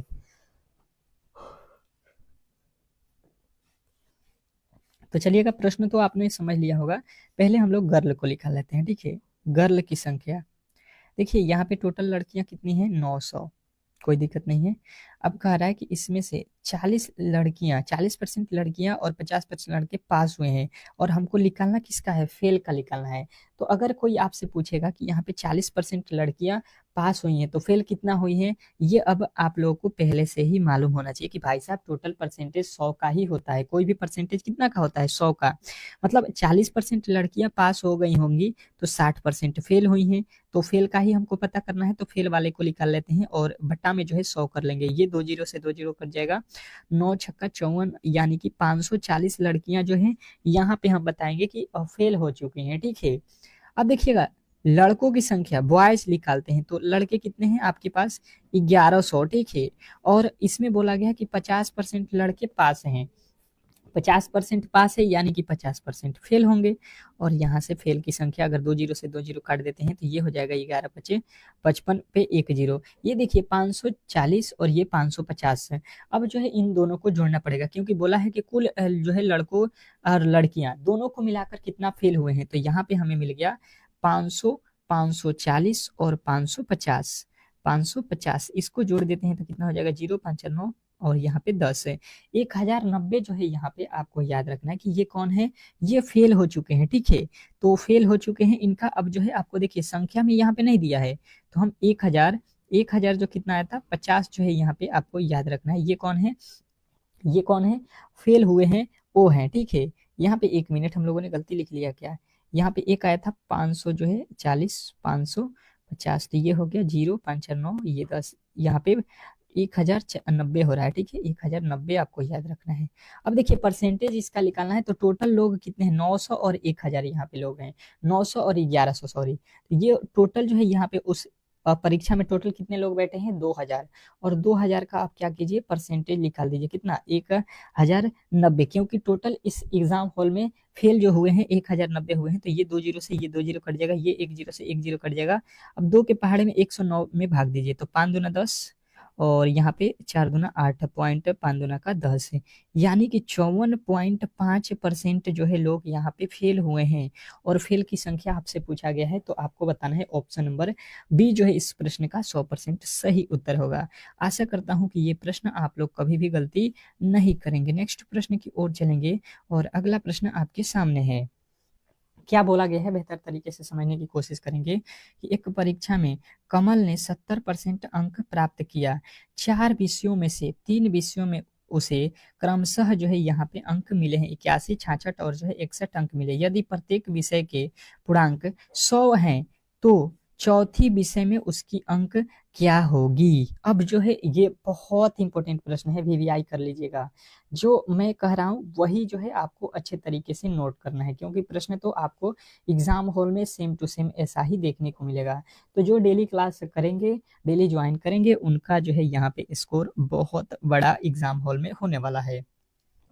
तो देखिए हुआ क्या है, उसको जो है 70% अंक लाना है चारों विषय के मिलाकर। तो अब देखिए सबसे पहले हुआ क्या है यहाँ पे, और प्रत्येक विषय जो है 100 नंबर का है। तो पहले हम लोग निकाल लेते हैं कि कुल जो है उसका अंक, कुल परीक्षा का पूर्णांक कितना है, पूर्णांक परीक्षा का पूर्णांक कितना है, तो एक विषय में कितना है 100, तो 4 विषय है तो इसमें टोटल अंक कितने हो जाएंगे, 400 नंबर का उसका टोटल पेपर हुआ है, ठीक है। और पास उसको जो है परीक्षा में कितना अंक चाहिए चारों विषय में मिलाकर, तो उसे चाहिए 70%। तो हम लोग 400 का 70% निकाल लेते हैं, ठीक है।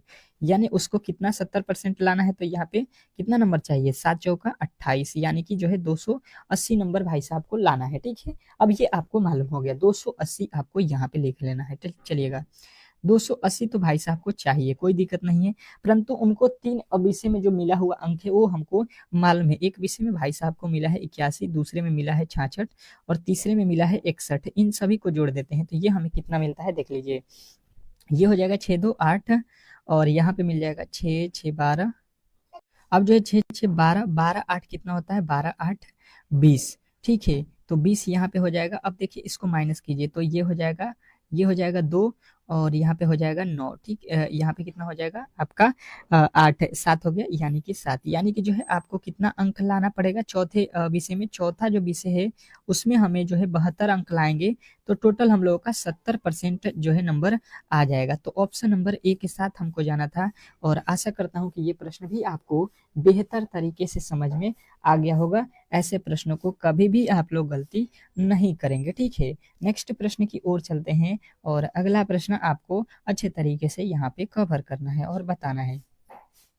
क्या दिया है पहले इसको आप लोगों को अच्छे तरीके से समझना है। ये प्रश्न बहुत ईजी है, परंतु आपको अच्छे तरीके से आने चाहिए। इस तरीके के एग्जाम हॉल में आपको फंसाऊ प्रश्न देता है। कर एक कस्बे की जनसंख्या में 15% वार्षिक दर से वृद्धि होती है। यदि 1995 के अंत में इसकी जो है जनसंख्या 8000 हो तो 1997 के अंत में इसकी जनसंख्या क्या होगी। मुझे लगता है कि ये सभी लोग कर लेंगे, सभी लोग कर लेंगे। 20% जो है यहाँ पे आप लोग, सॉरी 15% बोला है ना, 15% हर साल बढ़ रहा है, ठीक है। तो आपको हर साल जितना भी है उसमें 15% लोग जो है बढ़ जाएंगे, ये आपको ध्यान रखना है 15%। अब चलिएगा बताने की कोशिश करेंगे सभी लोग बताने की कोशिश करेंगे कि इस प्रश्न को किस प्रकार सॉल्व करना है। जो भी मेरे दोस्त देख रहे हैं ट्राई तो जरूर कीजिए, ठीक है। ट्राई करने से ही होने वाला है ये आपका एग्जाम क्रैक। तो देखिए हुआ क्या है यहाँ पे, पहले सन देखिए 1900 जो है 95, 1995 से 1997 हमको लिखा हुआ है, ठीक है। तो 1995 से 1997 हम पहले यहाँ पे सॉल्व करेंगे।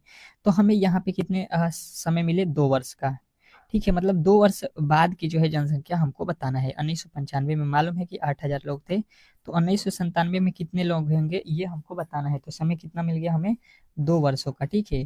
तो 2 वर्ष बाद जो है यहाँ पे जनसंख्या कितना होगा ये हमको निकालना है। तो सबसे पहले यहाँ पे आ जाइए, टोटल जो है इस समय जो है आपके जो है लोग कितने हैं, तो 8000 हैं, ठीक है।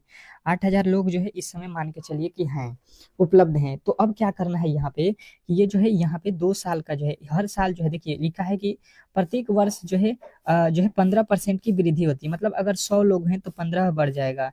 मतलब देखिए यहाँ पे 100 लोग थे, 100 से जो है एक साल में कितना बढ़ जाएगा, तो 15%, यानी कि 115 पे हो जाएगा, ठीक है।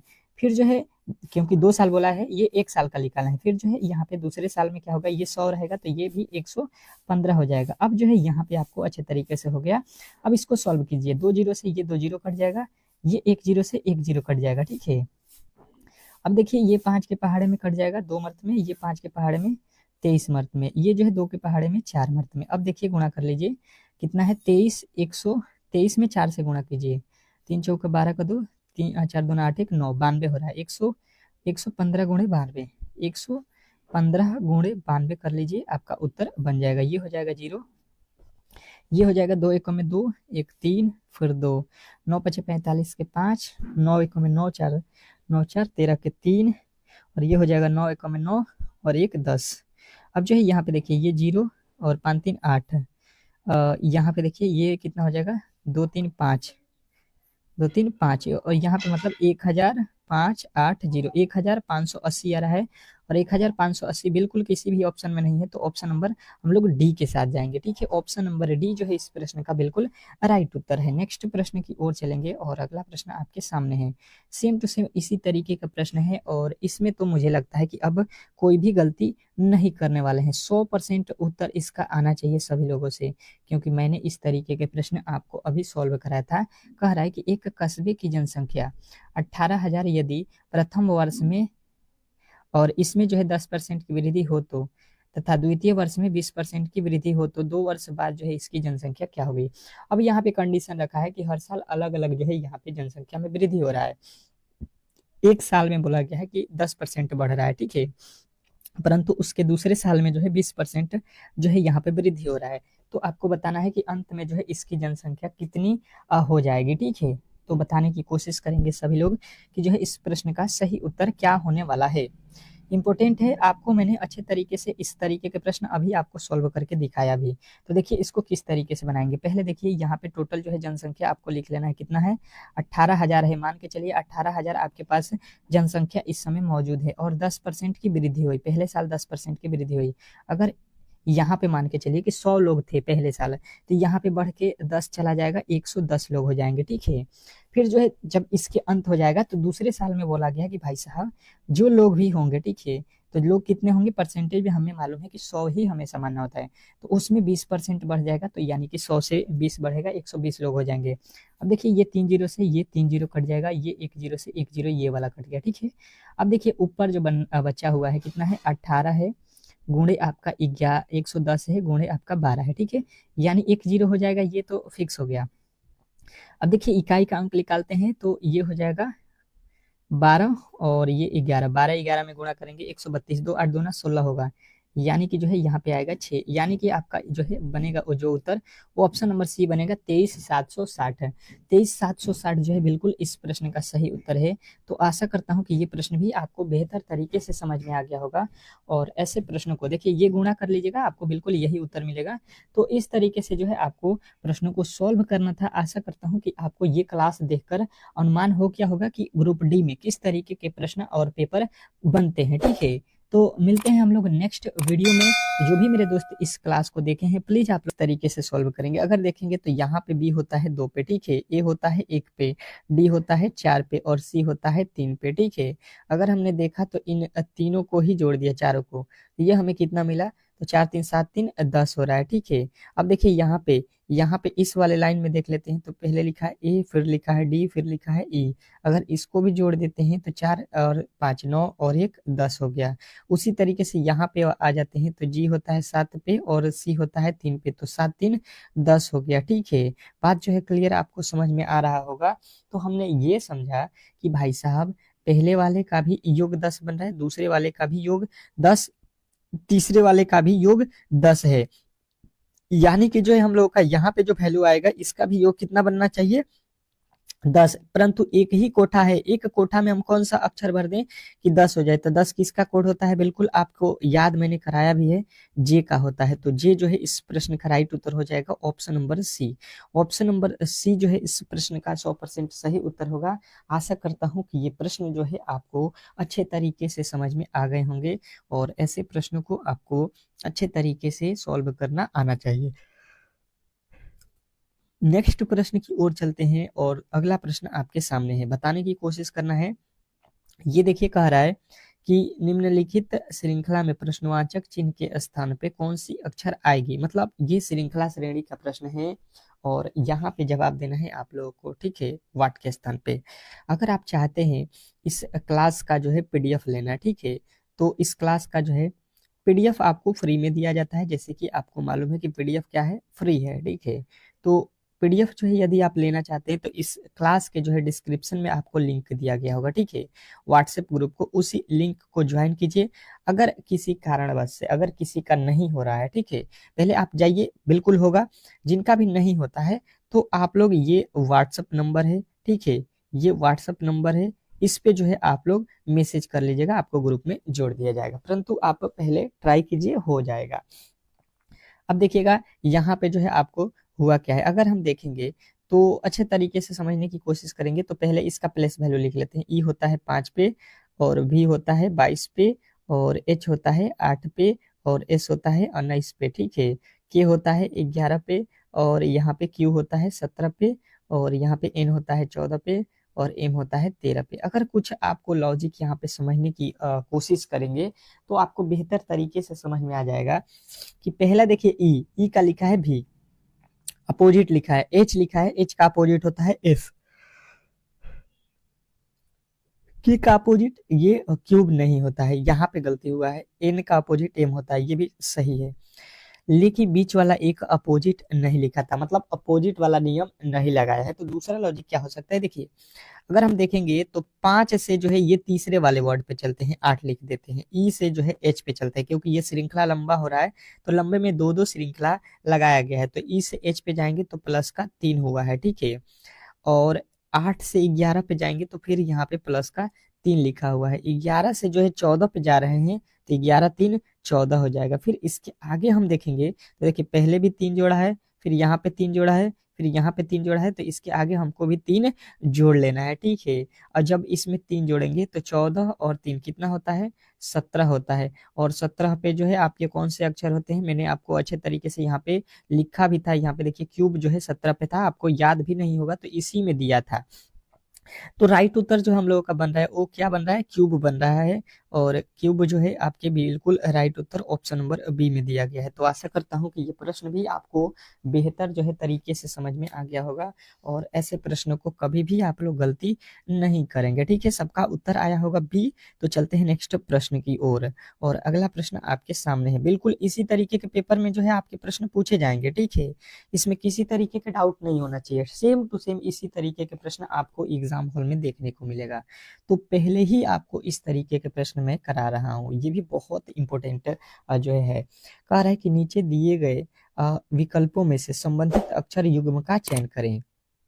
अब जो है इसमें जो है आप लोगों को यहाँ पे बताना है कि कौन सा जो है आज जो है संबंध बनने वाला है। देखिए, इसके लिए जो है एक और भी बात कर दूं कि ये देखिए, बहुत मेहनत से जो है ये क्लास मैंने आपके लिए बनाया हुआ है, ठीक है। लमसम 1 दिन के बाद जो है ये क्लास मैंने आपको प्रोवाइड किया है। तो 1 दिन लगे हुए हैं एक क्लास को बनाने के लिए। तो अगर आप इसको शेयर करते हैं, ठीक है, तो हमारा मनोबल बढ़ेगा। और फिर जो है इस तरीके के मॉक टेस्ट मैं कोशिश करूंगा कि कल भी आपके लिए प्रोवाइड करूं।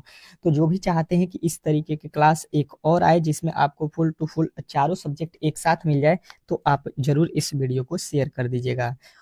देखिएगा यहाँ पे जो लिखा गया, ठीक है, सेम टू सेम यहाँ पे आपको जो है लॉजिक लगाना है कि किस तरीके से हुआ है, और वही लॉजिक हम यहाँ पे लगा देंगे। बिल्कुल हम लोगों का जो है यहाँ पे प्रश्न सॉल्व हो जाएगा। तो देखिए, पहले जो है किया गया है, इसको अगर हम देख लेते हैं तो यहाँ पे एल से क्यूब लिखा है। एल होता है 12 पे, ठीक है, क्यूब होता है 17 पे। तो अगर आप देखिएगा तो 5 प्लस किया होगा। ई होता है अभी मैंने बताया था 5 पे, और ओ होता है 15 पे। तो यहाँ पे तो आपके 10 जोड़ा गया है। एफ होता है 6 पे, और यहाँ पे के होता है कितने पे, 11 पे। यहाँ पे टी होता है 20 पे, वाई होता है 25 पे, ठीक है। अब देखिए हुआ क्या है, सब में 5 5 जोड़ा है। ये ओ और ई दूसरे वाले में कितना जोड़ा है, आपका 10 जोड़ दिया है, बाकी सब में 5 है। तो आ जाते हैं, अगर देखेंगे तो एस में 5 जोड़ेंगे तो एस होता है 19 पे, ठीक है। 19 में 5 जोड़ दीजिए, 24 आ जाएगा। 24 पे एक्स होगा। टी जो है आपका कितना होता है, टी होता है 20 पे, ठीक। अगर इसमें 10 जोड़ते हैं, क्योंकि दूसरा वाला में 10 जोड़ा है, तो अगर 10 जोड़ते हैं तो 30 हो जाएगा। 30 पे कौन सा अक्षर आएगा? डी आएगा। और देखिए यहाँ पे एक्स डी जो है दूसरे वाले ऑप्शन में यहाँ पे भी नहीं है, यहाँ पे भी नहीं है, यहाँ पे भी नहीं है, यहाँ पे भी नहीं है, मतलब यहाँ पे 10 नहीं जोड़ा जाएगा, ठीक है। अब ये किस तरीके से बनाया हुआ है यहाँ पे समझेंगे। ये जो ई है भोवेल है, ठीक है, और यहाँ पे जो है भोवेल में कितना जोड़ा है? 10 जोड़ा है। तो जब आपको यहाँ पे भोवेल दिखेगा उसमें 10 जोड़िए, कॉन्सोनेंट में 5 जोड़िए, तो 5 जोड़ेंगे टी, तो 20 और जो है 20 और अगर हम जोड़ देते हैं कितना? 5 है, तो ये हो जाएगा 25, और 25 पे कौन सा अक्षर आएगा? वाई आएगा, ठीक है। एक्स वाई हो गया। फिर ए जो है भवेल होता है, ए भवेल है तो इसमें 10 जोड़ दिए, 10 एक 11, 11 पे कौन सा अक्षर होता है? तो के होता है, ठीक है। अब जो है देख लीजिए यहाँ पे लिखा हुआ है जी, जी में 5 जोड़ दीजिए क्योंकि कॉन्सोनेंट है, तो जी होता है 7, 7 5 12, 12 पे कौन सा अक्षर होता है? एल। तो X Y, X Y, X Y चाहिए ना, एक्स पहले होना चाहिए। एक्स वाई, एक्स वाई देख लीजिए, एक्स वाई कहाँ पे है? यहाँ पे है, बिल्कुल आपके राइट उत्तर बनेगा ऑप्शन नंबर ए। तो आशा करता हूँ कि ये प्रश्न भी आपको अच्छे तरीके से समझ में आ गया होगा कि भाई साहब ये जो भवेल है इसमें 10 जोड़ना था, ठीक है, बाकी सब में कॉन्सोनेंट में 5 5 जोड़ा था, यहाँ पे भी भवेल में हमने 10 जोड़ा, बाकी इसमें 5 5 जोड़ा, तो बिल्कुल आपके राइट उत्तर मिल गया। नेक्स्ट प्रश्न की ओर चलते हैं और अगला प्रश्न आपके सामने है। क्या कह रहा है आपका अगला प्रश्न कि उस वेन आरेख का चयन करें जो दिए गए वर्गों के बीच के संबंध को दर्शाता हो। अब बताने की कोशिश करेंगे, जो आपके सामने वेन आरेख बनाया गया है, चार जो है बनाया गया है, ठीक है, और ये जो ऊपर वर्ड दिए गए हैं इसी का वेन आरेख है। तो ये किस का जो है वेन आरेख है? इन तीनों में से कौन सा इनका वेन आरेख है, ये हमसे पूछा गया है। तो आप बताइए इस प्रश्न का सही उत्तर क्या होने वाला है। 10 सेकेंड का समय है और आपको बताना है कि इन जो है टोटल 100 प्रश्नों में से आपके उस स्कोर जो रहा वो कितना रहा। पूरे पेपर में आपको देख लेना है कि आपके स्कोर कितना बना। तो अब देखिए हुआ क्या है। सबसे पहले देखेंगे तो ये हो गया आपका यमुना, ठीक है। यमुना के बाद ये नदी लिखा है, तो यमुना क्या नदी है या नहीं, ये पहले आप हमको बताइए। तो कहिएगा कि बिल्कुल ही नदी का नाम होता है यमुना, ठीक है। यमुना क्या है? एक नदी है। तो नदी जो बनेगा वो भाई साहब ये बड़ा बनेगा, नदी के अंदर ही यमुना आएगा, ठीक है। अब देखिए नर्मदा, तो नर्मदा बताइए कि नदी है या नहीं है, तो कहिएगा बिल्कुल नदी का नाम होता है नर्मदा, ठीक है। नदी जो है नर्मदा है, यमुना है, गंगा है, कृष्ण है, कावेरी है, ये सब नदियां हैं, ठीक है। तो ये नदी के अंदर ही आएंगी। लेकिन अब नर्मदा और जो है यहाँ पे यमुना में किसी तरीके का संबंध है, कहिएगा नहीं, ये दोनों ही अलग अलग नदियां हैं। यहाँ पे आपको जो है बिल्कुल इस तरीके से वेन डायग्राम बनाना है जिस तरीके से आपको दिख रहा है ऑप्शन नंबर जो है डी। डी जो है इस प्रश्न का 100% सही उत्तर होगा। अगर आपने बताया है तो बिल्कुल आपके जो है राइट उत्तर है। नेक्स्ट प्रश्न की ओर चलेंगे और अगला प्रश्न आपके सामने है। क्या कह रहा है आपका अगला प्रश्न कि जो है निम्नलिखित विकल्पों में से असंगत संख्या को चुनिए। निम्नलिखित विकल्पों में से असंगत संख्या को जो है चुनना है। अब बताने की कोशिश करेंगे सभी लोग कि जो है इस प्रश्न का सही उत्तर क्या होने वाला है।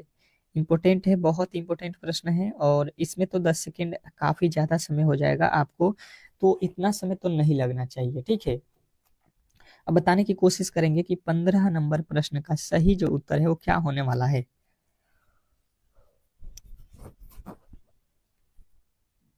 तो देखिए आप लोगों ने बना लिया होगा, अगर नहीं बना है तो अच्छे तरीके से इसको समझ लीजिए हुआ क्या है। अगर हम देखेंगे तो इसके दो तरीके होते हैं, ये किसी संख्या का वर्ग है तो ये तो किसी भी संख्या का वर्ग हमें नहीं दिखाई दे रहा है, ठीक है। तो इसके अंकों को जोड़ लेते हैं, 9 6 15 1 16 हो रहा है, ठीक है। 6 3 9 1 10 हुआ। ये देखिए 8 7 9 8 17 2 19 हुआ, और ये 7 2 9 हुआ। तो यहाँ पे तो कोई लॉजिक नहीं बन रहा है, क्योंकि यहाँ पे देखिएगा तो ये दो विषम और दो सम हो रहा है, तो ये वाला तो लॉजिक यहाँ पे बिल्कुल ही नहीं लगेगा। तो दूसरा लॉजिक यहाँ पे देख लेते हैं। देखिए इसको किया क्या जाएगा, अगर इसके अंकों को जो है सीधा हम लिख देते हैं, ठीक है। ये जो देखिएगा जिस तरीके से लिखा गया है इसको जो है हम लोग पलट देते हैं, जैसे कि ये 961 लिखा है तो 1 6 और 9 इसको पलट देते हैं, पहले वाले को बाद में, बाद वाले को पहले लिख देते हैं। तो ये जो है बिल्कुल आप लोगों के जो है यहाँ पे इस तरीके से बन जाएगा, ठीक है। अब इसके आगे देखिएगा यहाँ पे ये जो है क्या हो जाएगा, 3 6 1 हो जाएगा, ठीक है। यहाँ पे देखिएगा तो क्या हो जाएगा, 2 8 9, और यहाँ पे देखिएगा तो 2 2 5 हो जाएगा। अब जो है क्लियर आपको समझ में आ गया होगा कि ये प्रश्न में हुआ क्या था, वर्ग करके उसको उल्टा लिखा था। 169 किसका होता है? वर्ग 13 का। 319 की 361 किसका होता है? 19 का। और 289 किसका होता है? 17 का। और 225 किसका होता है? 15 का। ठीक है, तो इस तरीके से आप लोगों ने देखा यहाँ पे, तो आपको जो है ये चारों ही किसी ना किसी संख्या के वर्ग हैं। परंतु हमने क्या देखा कि ये जो हमारे तीन ऊपर के वर्ड लिखे गए, ये क्या है? ये क्या है? अभाज्य संख्या है। ठीक है, ये क्या है? अभाज्य संख्या है। परंतु 15 जो है भाज्य संख्या होता है। तो इस तरीके से हम लोगों का अलग जो होगा, ये ऑप्शन नंबर डी हो जाएगा। तो यदि आपने डी बता दिया है तो बिल्कुल आपके राइट उत्तर हो जाएगा, इसमें किसी तरीके के डाउट नहीं होना चाहिए। नेक्स्ट प्रश्न की ओर चलेंगे और अगला प्रश्न आपके सामने है। बताने की कोशिश करेंगे सभी लोग कि जो है इस प्रश्न का सही उत्तर क्या होने वाला है। कह रहा है कि एक निश्चित कूट भाषा में क्राइक को जो है यहाँ पे लिखा जाता है, और फॉर को जो है यहाँ पे लिखा जाता है, और फाइन को जो है ये लिखा जाता है। तो इसी कूट भाषा में फोन को जो है किस प्रकार लिखा जाएगा, ये जो है आप लोगों को बताना है। बताने की कोशिश करेंगे। ऐसा तो प्रश्न मैंने आपको पहले भी बताया हुआ है, तो इसमें तो गलती नहीं होनी चाहिए। थोड़े से अलग तरीके का ये प्रश्न है, और आपको एग्जाम हॉल में भी इसी तरीके के प्रश्न जो है देखने को मिलेंगे। ठीक है, तो अब देखिए हुआ क्या इसमें। सबसे पहले लिखा है उसको हम लोग लिख लेते हैं। यहाँ पे लिखा है, क्या लिखा है यहाँ पे? RICE। राइस को क्या लिखा है यहाँ पे? 51 36। उसके बाद से लिखा है फॉर, FUR। ठीक है, इसको लिखा है 327। इसके बाद से लिखा है यहाँ पे फाइन, FIN। ठीक है, इसको लिखा है यहाँ पे 785। अब जो है यहाँ पे आप लोगों को बेहतर तरीके से दिखाई दे रहा है। तो अब इसमें कॉमन ढूंढेंगे। ठीक है, कॉमन मतलब क्या होता है? जैसे कि हमें यहाँ पे आर दिखाई दिया, तो यहाँ पे भी आर है। ठीक है, तो आर से आर जो है यहाँ पे कैंसिल हो जाएगा ये। अब इसके आगे देखेंगे अगर हम लोग, तो इसके आगे जो है आपको यहाँ पे क्या दिखाई गया? इधर कॉमन इन दोनों में देख लेते हैं। इन दोनों में कॉमन तो हमें ये 3 और 3 दिखाई दिया, खत्म। अब जो है यहाँ पे देखिए एफ और एफ इधर है, तो यहाँ पे कॉमन कौन है? 7, और जो है यहाँ पे 7 है। अब इसके आगे देखिए, इसके आगे कोई कॉमन हो रहा है, तो यहाँ पे देखिए आई है, और यहाँ पे भी आई है, और इसमें देखिए 5 है, और इसमें भी 5 है, तो बिल्कुल ये कट जाएंगे।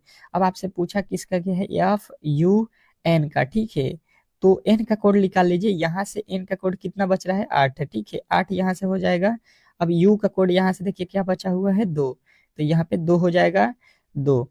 उसके बाद से एफ का कोड निकाल लीजिए। एफ देखिए इन दोनों में कॉमन वैल्यू एफ है, तो इन दोनों में कॉमन वैल्यू क्या है? आप देख लीजिए, 3 दोनों में कॉमन वैल्यू है, 3 नहीं सॉरी, यहाँ पे 3 थोड़ी ना है, ये 7, 7 दोनों में कॉमन है, तो यहाँ पे आ जाएगा 7, यानी कि 728 जो है आपका बिल्कुल राइट उत्तर होगा। यहाँ पे देखिए ऑप्शन में जो है यहाँ पे 728 जो है मिस्टेक हो गया है, तो आपको सुधार लेना है ऑप्शन नंबर बी यदि आपने बताया है तो बिल्कुल आपका राइट उत्तर है।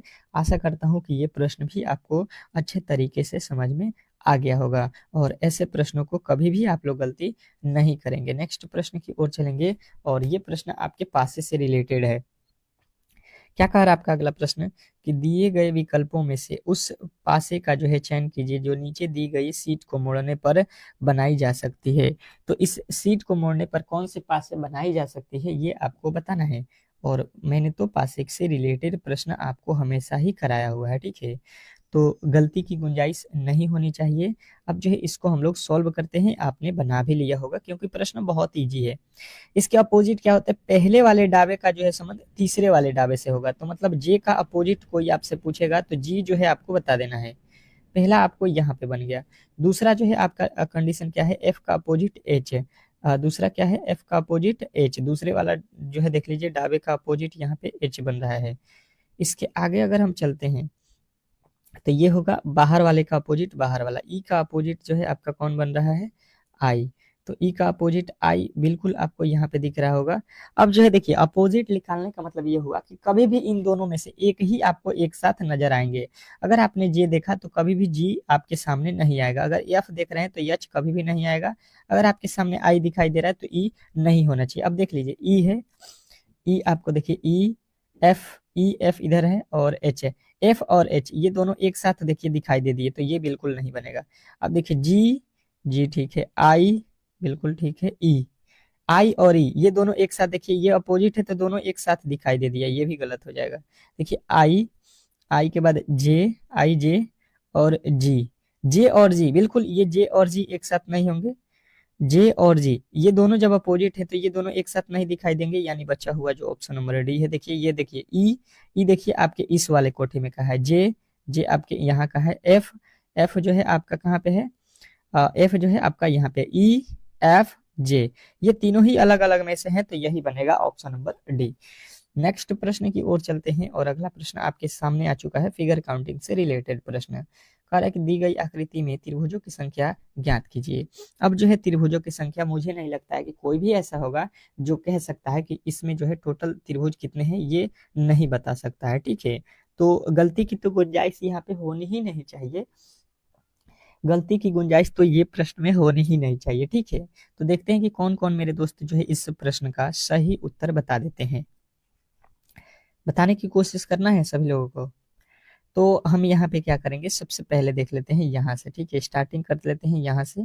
पहले एक एक ठो गिन लेते हैं, 1 2 3 4 5 6 7 8 9। टोटल अगर आपसे कोई सीधा पूछता तो आप बताएंगे कि 9 जो है इसमें टोटल त्रिभुजों की संख्या है, परंतु अब जो है देखिए 9 से क्या अधिक इसमें जो है तो आप कहिएगा बिल्कुल है। 9 के बाद देखिए ये वाला जो हिस्सा बन रहा है, ठीक है, ये आपका हो गया 10, ठीक है, एकदम सिंपल तरीके से समझते चलिएगा। 10 के बाद से ये इधर से ताकि ये वाला हिस्सा, ये जो बन रहा है ये वाला हिस्सा 11, 11 के बाद से यहाँ से उसी तरीके से हिस्सा ये 12, उसी प्रकार से ये वाला हिस्सा आपका 13 बन गया, ठीक है। टोटल जो है त्रिभुजों की संख्या अब आपने देखा कि 13 है। अच्छा जी, क्या 13 के अलावा भी कोई त्रिभुज बन रहा है, कहिएगा बिल्कुल बन रहा है। 13 के बाद से देखिए ये वाला त्रिभुज आपका बनेगा 14, और उसी तरीके से अगर हम ताक देते हैं इधर से, ठीक है, उसी तरीके से हम ताक देते हैं इस इधर से, तो 14 के बाद कितना बन जाएगा, 14 के बाद कितना बन जाएगा 15, और 15 जो है बिल्कुल आपके राइट उत्तर ऑप्शन नंबर सी में दिया गया है। तो आशा करता हूँ कि ये प्रश्न भी आपको अच्छे तरीके से समझ में आ गया होगा, और ऐसे प्रश्नों को कभी भी आप लोग गलती नहीं करेंगे। नेक्स्ट प्रश्न की ओर चलेंगे और अगला प्रश्न आपके सामने है। क्या कह रहा है आपका अगला प्रश्न, बताने की कोशिश करेंगे सभी लोग। कह रहा है आपका कि निम्नलिखित अक्षर श्रृंखला श्रेणी को पूरा कीजिए, निम्नलिखित श्रृंखला श्रेणी को पूरा कीजिए। अब जो है इस श्रृंखला श्रेणी को आपको पूरा करना है और बताना है कि ये जो खाली वर्ड छोड़े गए हैं, ठीक है, इसमें कौन कौन से अक्षर भरे जाएंगे। और जैसे कि आपको मालूम है कि ये प्रश्न हमने कराया भी है और आपके एग्जाम हॉल में पूछता भी है, तो आपके पास जो समय है वो 10 सेकेंड है, और ऐसा नहीं होना चाहिए कि ये प्रश्न आपसे गलती हो जाए, ठीक है, गलती की गुंजाइश नहीं होनी चाहिए, क्योंकि क्लास में आपको बताया गया प्रश्न कभी भी गलती नहीं होना चाहिए। तो सबसे पहले इसके एक तरीके होते हैं, इसको काउंट कर लीजिए कितने अंक है, 1 2 3 4 5 6 7 8 9 10 11 12 13 14 15 16 17 18 19 20, 20 है, तो इसमें टोटल जो है 20 अंक है, तो 20 का जो है आपको यहाँ पे देखिए फैक्टर तोड़ लीजिए 5 5 का, ठीक है, तो 5 यहाँ पे बन रहा है, फिर 5 जो है आपके यहाँ पे बन गया, ठीक है। अंत में देखिए हर एक अंत में आपके क्या दिखाई दे रहा है, सी, तो यहाँ पे भी आपके सी हो जाएगा। अब देखिए एच, एच के बाद से कौन सा अक्षर है, ओ, तो यहाँ पे भी ओ होगा, यहाँ पे भी ओ होगा, यहाँ पे ओ होगा, यहाँ पे ओ होगा। पहला अक्षर एच है तो यहाँ पे एच आएगा। फिर तीसरा अक्षर देखिए एम है, यहाँ पे एम है, और यहाँ पे टी है तो ये टी वाला हिस्सा हो जाएगा टी, यहाँ पे टी है और ओ के बाद एम है। अब देखिए आपने भर दिया, क्या क्या भरा है, पहले ओ भरा, फिर सी, फिर एम, फिर आपके टी, और फिर एच, और फिर आपने एम भरा है। ये देख लीजिए कहाँ पे है, ओ, ओ सी, ओ सी एम, ओ सी एम आपके बिल्कुल राइट उत्तर हो जाएगा कहाँ पे, तो ये आपको बताना है कि ये जो है आपके कहाँ पे है, ऑप्शन नंबर जो है आपके डी में है, ठीक है। तो डी वाला जो है बिल्कुल आपका राइट उत्तर हो जाएगा।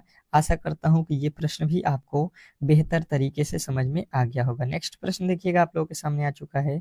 कह रहा है कि नीचे दी गई दो चिन्हों को आपस में बदलने पर निम्नलिखित में से कौन सा समीकरण सही होगा। दो चिन्ह को आपस में बदल देना है, जैसे कि मैंने पहले भी क्लास में कराया हुआ है। तो इस तरीके के प्रश्न दिया जाता है, ठीक है, और मेन होता है कि आप इसको जो है किस तरीके से सॉल्व करते हैं, कितने समय में सॉल्व करते हैं, ये मैटर बहुत करता है, ठीक है।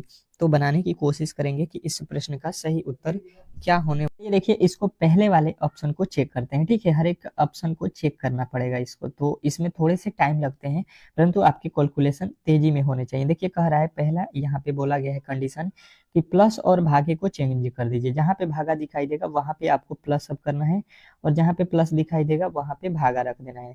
तो देखिए भागे का मतलब क्या होता है, देखिए यहाँ पे उत्तर आना चाहिए आपका -4। -4 का मतलब है ये बटा में नहीं है, तो यहाँ पे हमारा पूरा पूरा भाग लगना चाहिए। देखिए 18 में क्या 27 से पूरा पूरा भाग लगेगा, तो कहिएगा बिल्कुल नहीं लगेगा। मतलब यहाँ पे ही आपका लॉजिक जो है ये गलत हो जाएगा। अब देख लेते हैं दूसरे वाले ऑप्शन को, और दूसरे वाले को चेक कर दीजिए। कह रहा है यहाँ पे 76।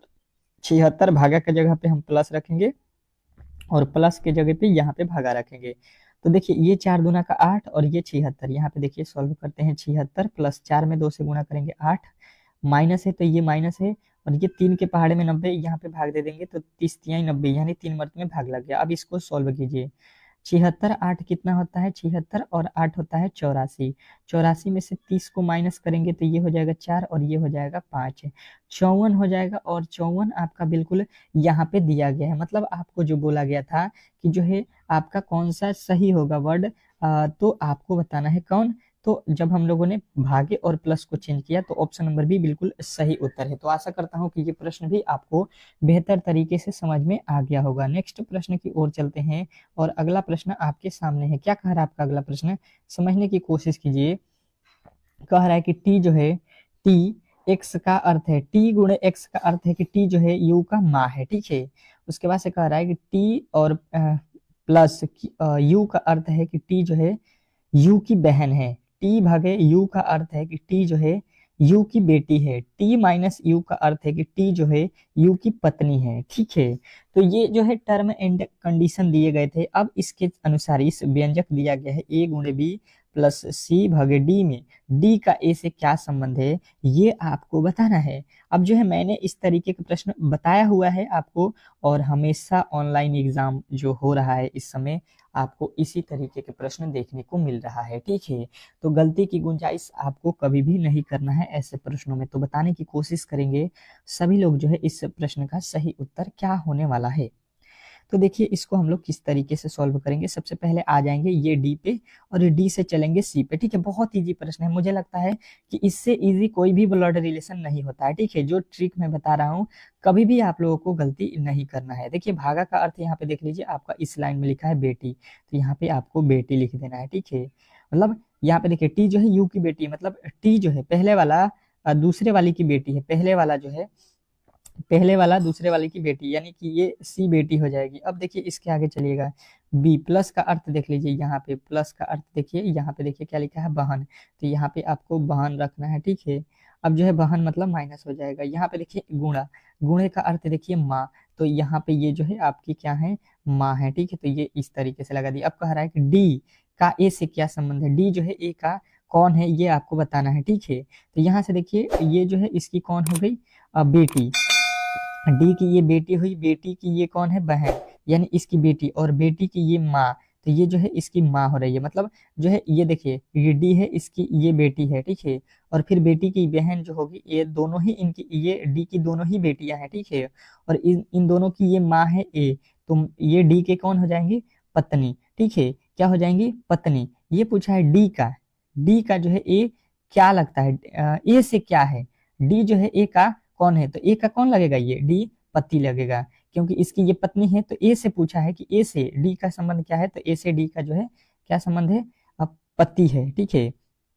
मतलब यहाँ पे आपको क्या बताना है, पति जो है आपके बिल्कुल राइट उत्तर हो जाएगा, ठीक है।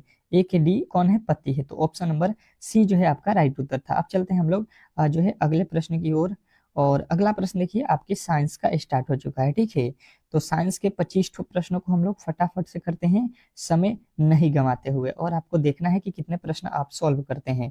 दही का खट्टापन किसके कारण होता है, मैंने ये प्रश्न आपको पहले भी बताया हुआ है कि दही का खट्टापन किसके कारण होता है, और ये बार बार आपके एग्जाम हॉल में पूछा जाता है। तो ये लैक्टिक एसिड के कारण जो है दही जो है खट्टापन आपको महसूस होता है। नेक्स्ट प्रश्न देखिएगा आप लोगों के सामने आ चुका है कि किस अंग के भीतर पित्ताशय स्थित होती है, किस अंग के भीतर पित्ताशय स्थित होती है, तो आपका उत्तर बनेगा यकृत के जो है अंदर, ठीक है, यकृत के भीतर होता है, ऑप्शन नंबर बी। नेक्स्ट प्रश्न देखिएगा, केवल आपको देखते रहना है, ठीक है, सारे ही प्रश्न इंपोर्टेंट है। कह रहा है लार किसके पाचन में मदद करती है, लार जो है किसके पाचन में मदद करता है, ये आपसे तीसरे नंबर में पूछा गया है, तो स्टार्च जो है आपके राइट उत्तर ऑप्शन नंबर बी हो जाएगा। नेक्स्ट प्रश्न देखिएगा आप लोगों के सामने आ चुका है। कह रहा आपका अगला प्रश्न कि दांतों के उचित निर्माण के लिए आवश्यक जो है तत्व कौन सा है।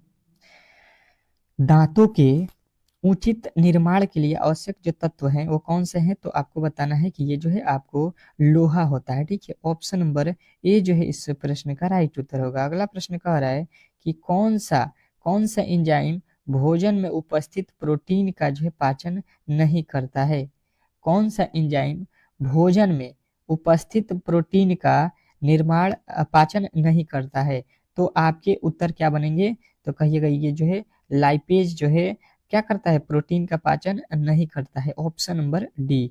डी जो है इस प्रश्न का राइट उत्तर होगा। अगला प्रश्न कह रहा है कि पित्ताशय का मुख्य कार्य क्या है। देखिएगा हर एक प्रश्न इंपोर्टेंट है, आप प्रश्नों को जो है करते रहिए, क्योंकि इस तरीके का प्रश्न आपको केवल जो है रीजनिंग सीखो चैनल पर ही मिल सकता है, ठीक है, जो आपका सिलेबस है उसके अकॉर्डिंग। तो आपके उत्तर जो बनेंगे वो जो है पित्त संग्रहण मिलेगा, ठीक है। नेक्स्ट प्रश्न देखिएगा आप लोगों के सामने आ चुका है, अमाशय में प्रोटीन के पाचन में कौन सा एंजाइम जो है शामिल होता है। बताइएगा सातवें का उत्तर क्या होने वाला है। क्या बोला गया है कि अमाशय में प्रोटीन के पाचन में कौन सा एंजाइम शामिल होता है, तो आपका जो उत्तर बनेगा वो कौन है, तो ये पेप्सिन है, ठीक है, पेप्सिन जो है आपके राइट उत्तर ऑप्शन नंबर सी हो जाएगा। नेक्स्ट प्रश्न देखिएगा आपके सामने आ चुका है कि किलीफॉर्म जीवाणु मानव शरीर के किस अंग में जो है पाए जाते हैं। किलीफॉर्म किलीफॉर्म जो जीवाणु होते हैं वो मानव के किस शरीर के किस अंग में पाए जाते हैं, तो ये होता है दांतों में, ठीक है। नेक्स्ट प्रश्न देखिएगा आप लोगों के सामने आ चुका है कि मानव शरीर की कौन सी हिस्सा पित्त को जो है संग्रहित करता है। मानव शरीर की कौन सा हिस्सा जो है पित्त को संग्रहित करता है, बताने की कोशिश करेंगे सभी लोग, तो सभी का उत्तर आएगा पित्ताशय, ठीक है, तो ऑप्शन नंबर हम लोग सी के साथ जाएंगे। नेक्स्ट प्रश्न, अगला प्रश्न कह रहा है कि गाय के दूध का पीला रंग किस कारण होता है। गाय के पीला रंग किस कारण होता है, गाय का जो दूध होता है वो पीला हम लोग को दिखाई देता है, तो वो जो है कैरोटीन के कारण जो है गाय का दूध जो होता है पीला दिखाई देता है, ठीक है, तो याद रखना है, बहुत बार एग्जाम हॉल में पूछा गया प्रश्न है। अगला प्रश्न कह रहा है लार में कौन से एंजाइम स्टार्च को तोड़ता है। जो हम लोगों का लार होता है, ठीक है, उसमें एंजाइम को जो है स्टार्च तोड़ता है, ठीक है, तो कौन से एंजाइम है बताने की कोशिश करेंगे, तो आपके उत्तर बनेगा कि ये जो है अमाइलेज जो है, अमाइलेज इसको जो है स्टार्च क्या करता है, तोड़ता है। नेक्स्ट प्रश्न देखिएगा कह रहा है कि जो है किस पोषक तत्व का पाचन सबसे पहले मुख में होता है। किस पोषक तत्व का पाचन सबसे पहले मुख में होता है, तो आपको बताना है कि ये होता है कार्बोहाइड्रेट का, ठीक है, ऑप्शन नंबर बी बिल्कुल सही उत्तर हो जाएगा। नेक्स्ट प्रश्न की ओर चलते हैं और अगला प्रश्न आपके सामने है। कह रहा है यहाँ पे कि वीर्य में उपस्थित शर्करा का नाम क्या है। वीर्य में उपस्थित शर्करा का जो है नाम क्या है, तो बताने की कोशिश करेंगे सभी लोग, ये होता है फ्रुक्टोज, तो फ्रुक्टोज जो है आपके बिल्कुल राइट उत्तर हो जाएगा, ऑप्शन नंबर ए। नेक्स्ट प्रश्न कह रहा है कि लाइपेज किस पदार्थ का जो है जलीय अपघट्य करता है।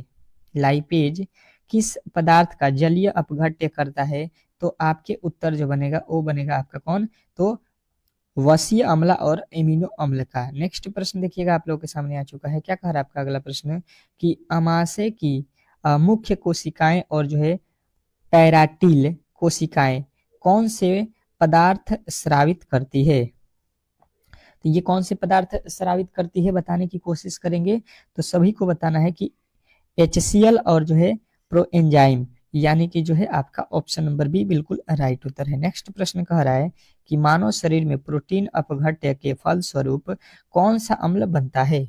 मानव शरीर में प्रोटीन अपघट्य के फलस्वरूप कौन सा अम्ल बनता है, तो आपके जो राइट उत्तर बनेगा वो बनता है एमिनो अम्ल, ठीक है, तो ऑप्शन नंबर बी जो है आपका राइट उत्तर है। अगला प्रश्न कह रहा है कि नीलहरित शैवाल को एकल कोशिका प्रोटीन की तरह उपयोग की जाती है, ये जो है आपको बताना है क्यों। नील हरित शैवाल जो एकल कोशिका प्रोटीन की तरह जो है उपयोग किया जाता है, तो आपको बताना है कि ये जो है स्पाइरुलाइना के जो है कारण, ठीक है। तो ऑप्शन नंबर ए जो है इस प्रश्न का राइट उत्तर होगा। अगला प्रश्न कह रहा है कि मनुष्य के मस्तिष्क में ताप नियंत्रक केंद्र कौन सा होता है। क्या बताना है आपको कि मनुष्य के मस्तिष्क में ताप नियंत्रक केंद्र कौन सा होता है। तो आपके राइट उत्तर बनेगा ये जो है हाइपोथैलेस थैलेमस हाइपोथैलेमस जो है आपके राइट उत्तर होगा। नेक्स्ट प्रश्न कह रहा है कि मनुष्य शरीर का प्रमुख उपचायी अंग कौन सा है। मनुष्य शरीर का प्रमुख उपापचयी अंग कौन सा है, बताने की कोशिश करेंगे। तो ये जो है मनुष्य का कौन सा अंग है, तो आपको बताना है यकृत, ठीक है। नेक्स्ट प्रश्न देखिएगा आपके सामने आ चुका है कि शरीर के लिए एंजाइम क्यों आवश्यक होते हैं। शरीर के लिए एंजाइम क्यों आवश्यक होते हैं, बताने की कोशिश करेंगे सभी लोग। तो सभी का जो है यहाँ पे उत्तर क्या बनेगा कि ये जो है ये जीव रासायनिक क्रियाओं के उत्प्रेरक होते हैं, ठीक है। नेक्स्ट प्रश्न कह रहा है कि भोजन का सर्वाधिक अवशोषण कहाँ होता है। भोजन का सर्वाधिक अवशोषण कहाँ होता है, तो ये जो है आपको याद रखना है कि ये होता है आपके छोटी आंत में। नेक्स्ट प्रश्न देखिएगा आपके सामने आ चुका है। कह रहा है आपका अगला प्रश्न कि लैक्टोज किससे बना होता है। लैक्टोज जो होता है वो किससे बना होता है, बताने की कोशिश करेंगे सभी लोग। तो सभी के उत्तर आएगा ग्लूकोज और लैक्टोज से, ठीक है। नेक्स्ट प्रश्न देखिएगा आप लोगों के सामने आ चुका है कि गाल में भोजन का पाचन कहाँ से शुरू होता है। तो गाल में जो भोजन का पाचन होता है वो मुख से ही स्टार्ट हो जाता है। ऑप्शन नंबर ए जो है इस प्रश्न का बिल्कुल राइट उत्तर हो जाएगा। अगला प्रश्न कह रहा है अस्थियों तथा दांतों का मुख्य घटक क्या है। अस्थियों तथा दांतों का मुख्य घटक क्या है, बताने की कोशिश करेंगे सभी लोग। तो इस प्रश्न का जो सही उत्तर है ये कैल्शियम फास्फेट है, ठीक है। ऑप्शन नंबर बी जो है इस प्रश्न का राइट उत्तर होगा। अगला प्रश्न कह रहा है कि ईस्ट में कौन सा एंजाइम सुक्रोज को ग्लूकोज और जो है फ्रक्टोज में बदलता है, बताइएगा कि जो है ईस्ट में कौन सा एंजाइम जो सुक्रोज को ग्लूकोज और फ्रुक्टोज में बदलता है। तो आपके उत्तर बनेगा ये जो है इनवर्टेज है, ठीक है। इनवर्टेज जो है आपके राइट उत्तर हो जाएगा। तो इस तरीके से साइंस के हम लोगों ने 25 प्रश्नों को कंप्लीट कर लिया है। अब जो है चलते हैं जीके के प्रश्नों की ओर, और जीके के प्रश्नों को भी आपको अच्छे तरीके से देखना है, फिर मैथ के प्रश्नों को सॉल्व करेंगे और बताते चलिएगा कि आपने कितने प्रश्न सही किया। कह रहा है कि बंधन बैंक का गठन कब हुआ था। बहुत इंपॉर्टेंट ये 20 प्रश्न होने वाला है, ठीक है। तो आप इसको रिवीजन जरूर कीजिएगा पीडीएफ के माध्यम से, या आप इस क्लास को एक बार और देख लीजिएगा, बहुत बेहतर हो जाइएगा आप। तो ये जो है 2015 जो है ये आप लोगों को याद रखना है, बंधन बैंक का गठन हुआ था। नेक्स्ट प्रश्न देखिएगा आप लोगों के सामने आ चुका है कि भारतीय संविधान का अनुच्छेद 243 पंचायत के किस संशोधन से संबंधित है। अब जो है बताने की कोशिश करेंगे कि 243 जो है पंचायत की किस जो है विशेषता से संबंधित है। तो आर्टिकल 200 जो है 43 आपको याद रखना है कि ये होता है आपके पंचायत की अवधि के लिए, ठीक है। नेक्स्ट प्रश्न देखिएगा आप लोगों के सामने आ चुका है कि निम्नलिखित में से किसकी परमाणु त्रिज्या सबसे बड़ी है। तो निम्नलिखित में से सबसे बड़ी परमाणु त्रिज्या जो है आयोडीन की है। तो ऑप्शन नंबर सी जो है इस प्रश्न का राइट उत्तर होगा। अगला प्रश्न कह रहा है कि भारत के संविधान का कौन सा अनुच्छेद राष्ट्रपति को जो है सूचना भेजने आदि के संबंध में प्रधानमंत्री के कार्यरत से संबंधित है। तो ये जो है आर्टिकल कौन सा है, तो आपको बताना है कि आर्टिकल जो है ये जो है क्या है 78 है, ठीक है। तो ऑप्शन नंबर ए जो है इस प्रश्न का राइट उत्तर है। नेक्स्ट प्रश्न कह रहा है कि रामकृष्ण मिशन की स्थापना 1887 में किसके द्वारा की गई थी। क्या बताना है, रामकृष्ण मिशन की स्थापना 1897 में किसके द्वारा किया गया था। तो आपका राइट उत्तर बनेगा स्वामी विवेकानंद, ठीक है। नेक्स्ट प्रश्न देखिएगा आप लोगों के सामने आ चुका है कि निम्नलिखित में से कौन सा पौधों में भंडार कार्बोहाइड्रेट है। पौधों में भंडारण कार्बोहाइड्रेट है। तो पौधों में जो कार्बोहाइड्रेट होता है ये कौन सा होता है, स्टार्च होता है, ठीक है। तो ऑप्शन नंबर सी यदि आपने बता दिया है तो बिल्कुल ही राइट उत्तर है। नेक्स्ट प्रश्न कह रहा है यहाँ पे कि जो है भारत के संविधान में कितने भाग हैं और कितने अनुसूचियां हैं, ये तो मैंने क्लास में आपको बिल्कुल बहुत बार बताया, ठीक है। तो इसका 100% कमेंट बॉक्स में उत्तर सभी के आने चाहिए। देखता हूँ कि कौन कौन मेरे जो पढ़ाए हुए प्रश्न हैं उसको याद भी रख रहा है। देखिए मैं बता देता हूँ कि ये वाला और ये वाला बिल्कुल गलत है, ठीक है। अब जो है सही कौन से हैं, आपको पहला और सी में दो ही ऑप्शन अब बचे हुए हैं, इसमें एक तो सही है, तो उसका उत्तर आपको कमेंट बॉक्स में बताना है, ठीक है। देखते हैं कौन कौन मेरे दोस्त जो है इस प्रश्न का सही उत्तर बताते हैं। अगला प्रश्न कह रहा है कि निम्नलिखित में से कौन जो है उष्मा ऊर्जा की जो है इकाई नहीं है। निम्नलिखित में से कौन जो है उष्मा ऊर्जा की इकाई नहीं है। तो आपके जो उत्तर बनेगा ये जो है आपका कौन है, किलोवाट नहीं है। नेक्स्ट प्रश्न देखिएगा आप लोगों के सामने आ चुका है कि जब नदी का पानी जो है चैनल के बाहर अपने किनारों को नष्ट करता है तो नदी में बनने वाले मोड़ को क्या कहते हैं। तो इसको जो है मेंडर्स कहा जाता है। नेक्स्ट प्रश्न देखिएगा आप लोगों के सामने आ चुका है, कह रहा है कि त्रिपुरा राज्य भाषा अधिनियम 1974 के 64 के अनुसार त्रिपुरा राज्य के सभी या किसी भी आधिकारिक उद्देश्य के लिए किन भाषाओं का जो है उपयोग किया जाता है। तो वहां पे जो है आपको बताना है बंगाली और जो है कुकबुरो जो है किया जाता है। नेक्स्ट प्रश्न देखिएगा, कह रहा है कि निम्नलिखित में से किस वर्ष भारत का पहला गणतंत्र दिवस मनाया गया।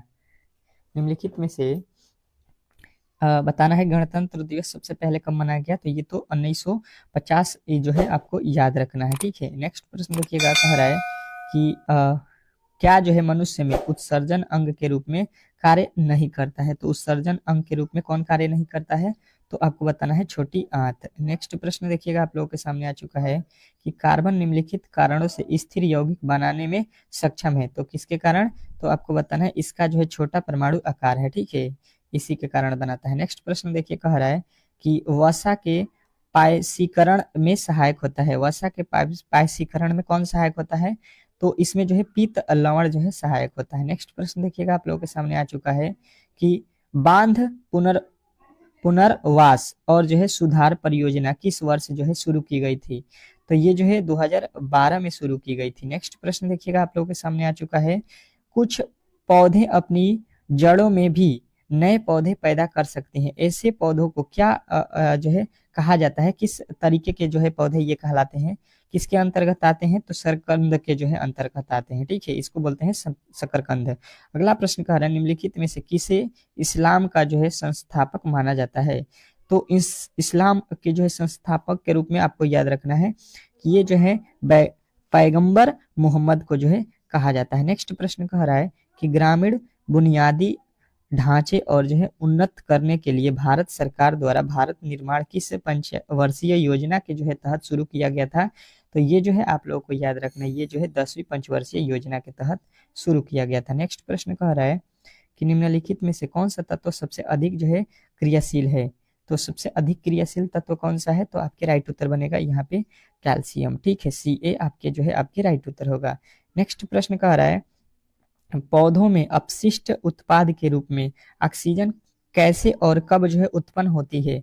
तो ये जो है आपका राइट उत्तर होगा दिन के जो है दौरान प्रकाश संश्लेषण द्वारा। तो ऑप्शन नंबर आपका सी जो है बिल्कुल राइट उत्तर हो जाएगा। तो इस तरीके से आपके जीके के भी प्रश्नों को हम लोगों ने सॉल्व कर लिया है, ठीक है। अब जो है यहाँ पे चलेंगे मैथ के प्रश्नों की ओर, और मैथ के फटाफट से जो है प्रश्नों को सॉल्व करेंगे, क्योंकि मैथ जो है बहुत इंपॉर्टेंट है और 25 क्वेश्चन आपको मालूम भी है कि देने वाला है आपके एग्जाम में, ठीक है।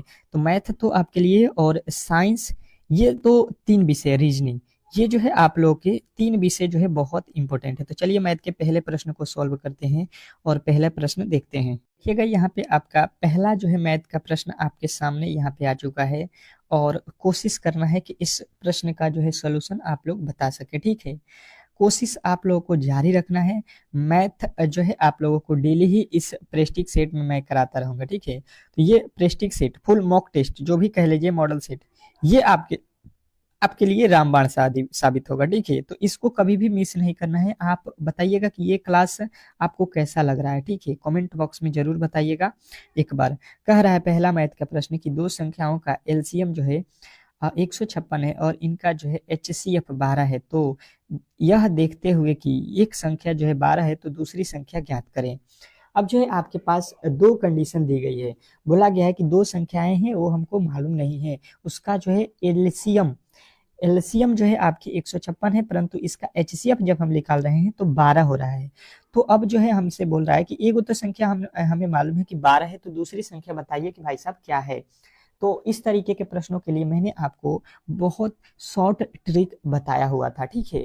अगर आपने मैथ मेरे से पहले पढ़ा हुआ होगा, तो अगर मेरे चैनल से पहले से जुड़े हैं तो आपको अच्छे तरीके से मालूम है, परंतु नए आए हैं, अगर आपने एक भी मैथ का क्लास नहीं किया है तो आपको नहीं मालूम होगा। तो आपसे इसीलिए मैं बोलता हूँ कि डेली ही क्लास को ज्वाइन कीजिए। तो अब देखिए इसको किस तरीके से सॉल्व करेंगे। इसका जो फॉर्मूला होता है वो होता है कि एलसीएम गुणे एचसीएफ, ठीक है। ये जो है आपको याद रखना है, क्या, एलसीएम गुणे एचसीएफ और बराबर बराबर में होता है पहला संख्या और गुणे दूसरा संख्या, ठीक है। यही जो है फॉर्मूला है, अगर आप इसको याद रखते हैं, ठीक है, तो कभी भी आप लोग गलती प्रश्न में नहीं कर सकते हैं, ठीक है। एलसीएम गुणे एचसीएफ बराबर पहला संख्या गुणे दूसरा संख्या। एलसीएम देखिए कितना दिया है, 100 जो है 56 दिया है, ठीक है। और गुणे लिखेंगे, एचसीएफ का वैल्यू कितना दिया है, 12 दिया है, तो 12 बराबर है, तो बराबर पहली संख्या कितना दिया है, 12, तो 12 लिखेंगे, गुणे दूसरी संख्या कितना दिया है ये हमको निकालना है, ठीक है। कह रहा है दूसरी संख्या ही उसको बताना है। तो देखिए यहाँ से जब हम दूसरी संख्या निकालेंगे तो ये जो है 12 जो है इधर गुणा में है, तो ये भाग में हो जाएगा, 156 गुणे जो है 12 और बटा में आ जाएगा 12, बटा मतलब भाग, तो ये 12 से 12 कट गया, यानी दूसरी संख्या बराबर कितना बच रहा है, ये दूसरी संख्या है, और इधर क्या बच रहा है, 156। तो 156 आपके बिल्कुल राइट उत्तर हो जाएगा, ऑप्शन नंबर डी। तो आशा करता हूँ कि ये प्रश्न जो है आपको बेहतर तरीके से समझ में आ गया होगा, और ऐसे प्रश्नों को कभी भी आप लोग गलती नहीं करेंगे, ठीक है। नेक्स्ट प्रश्न की ओर चलेंगे, और अगला प्रश्न आपके सामने है, बताने की कोशिश करेंगे। ये तो बहुत मजेदार प्रश्न है। कह रहा है यहाँ पे कि 2 साल बाद 10% प्रति वर्ष की एक निवेश राशि पर चक्रवृद्धि ब्याज और साधारण ब्याज के बीच का अंतर जो है 462 रुपया जो है, तो निवेश किए गए धन का जो है योग ज्ञात करना है। अब जो है बताने की कोशिश करेंगे सभी लोग कि जो है दूसरे वाले प्रश्न का सही उत्तर क्या होने वाला है। और मैंने आपको बताया भी है कि आप कॉपी और कलम लेकर बैठिए पढ़ने के लिए, तो ही आप बेहतर स्कोर कर सकते हैं। तो बताने की कोशिश करेंगे,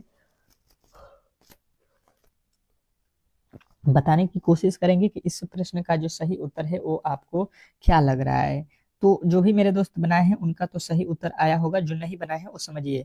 2 साल बाद 10% वार्षिक ब्याज निवेश, यानी कि 2 साल समय दिया है, 10% जो है यहाँ पे आपका दर दिया है, और बोला क्या है कि इसके बीच का अंतर। तो जब भी साधारण ब्याज, देखिए ये जो लाइन है, साधारण ब्याज और जो है चक्रवृद्धि ब्याज बीच के अंतर जब भी आपसे पूछा जाएगा, तो आपको एक फॉर्मूला बता देता हूँ कि सेकेंडों में आप निकाल सकते हैं। तो अंतर डी बराबर होता है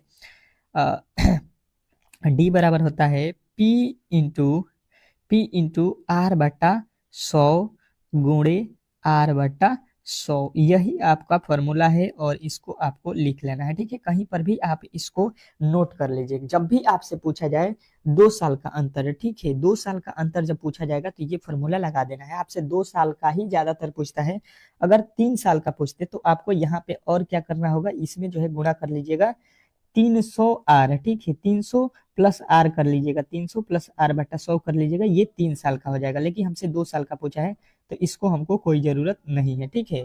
3 साल वाला फॉर्मूला भी आप लिख लीजिएगा, 300 प्लस आर बटा 100।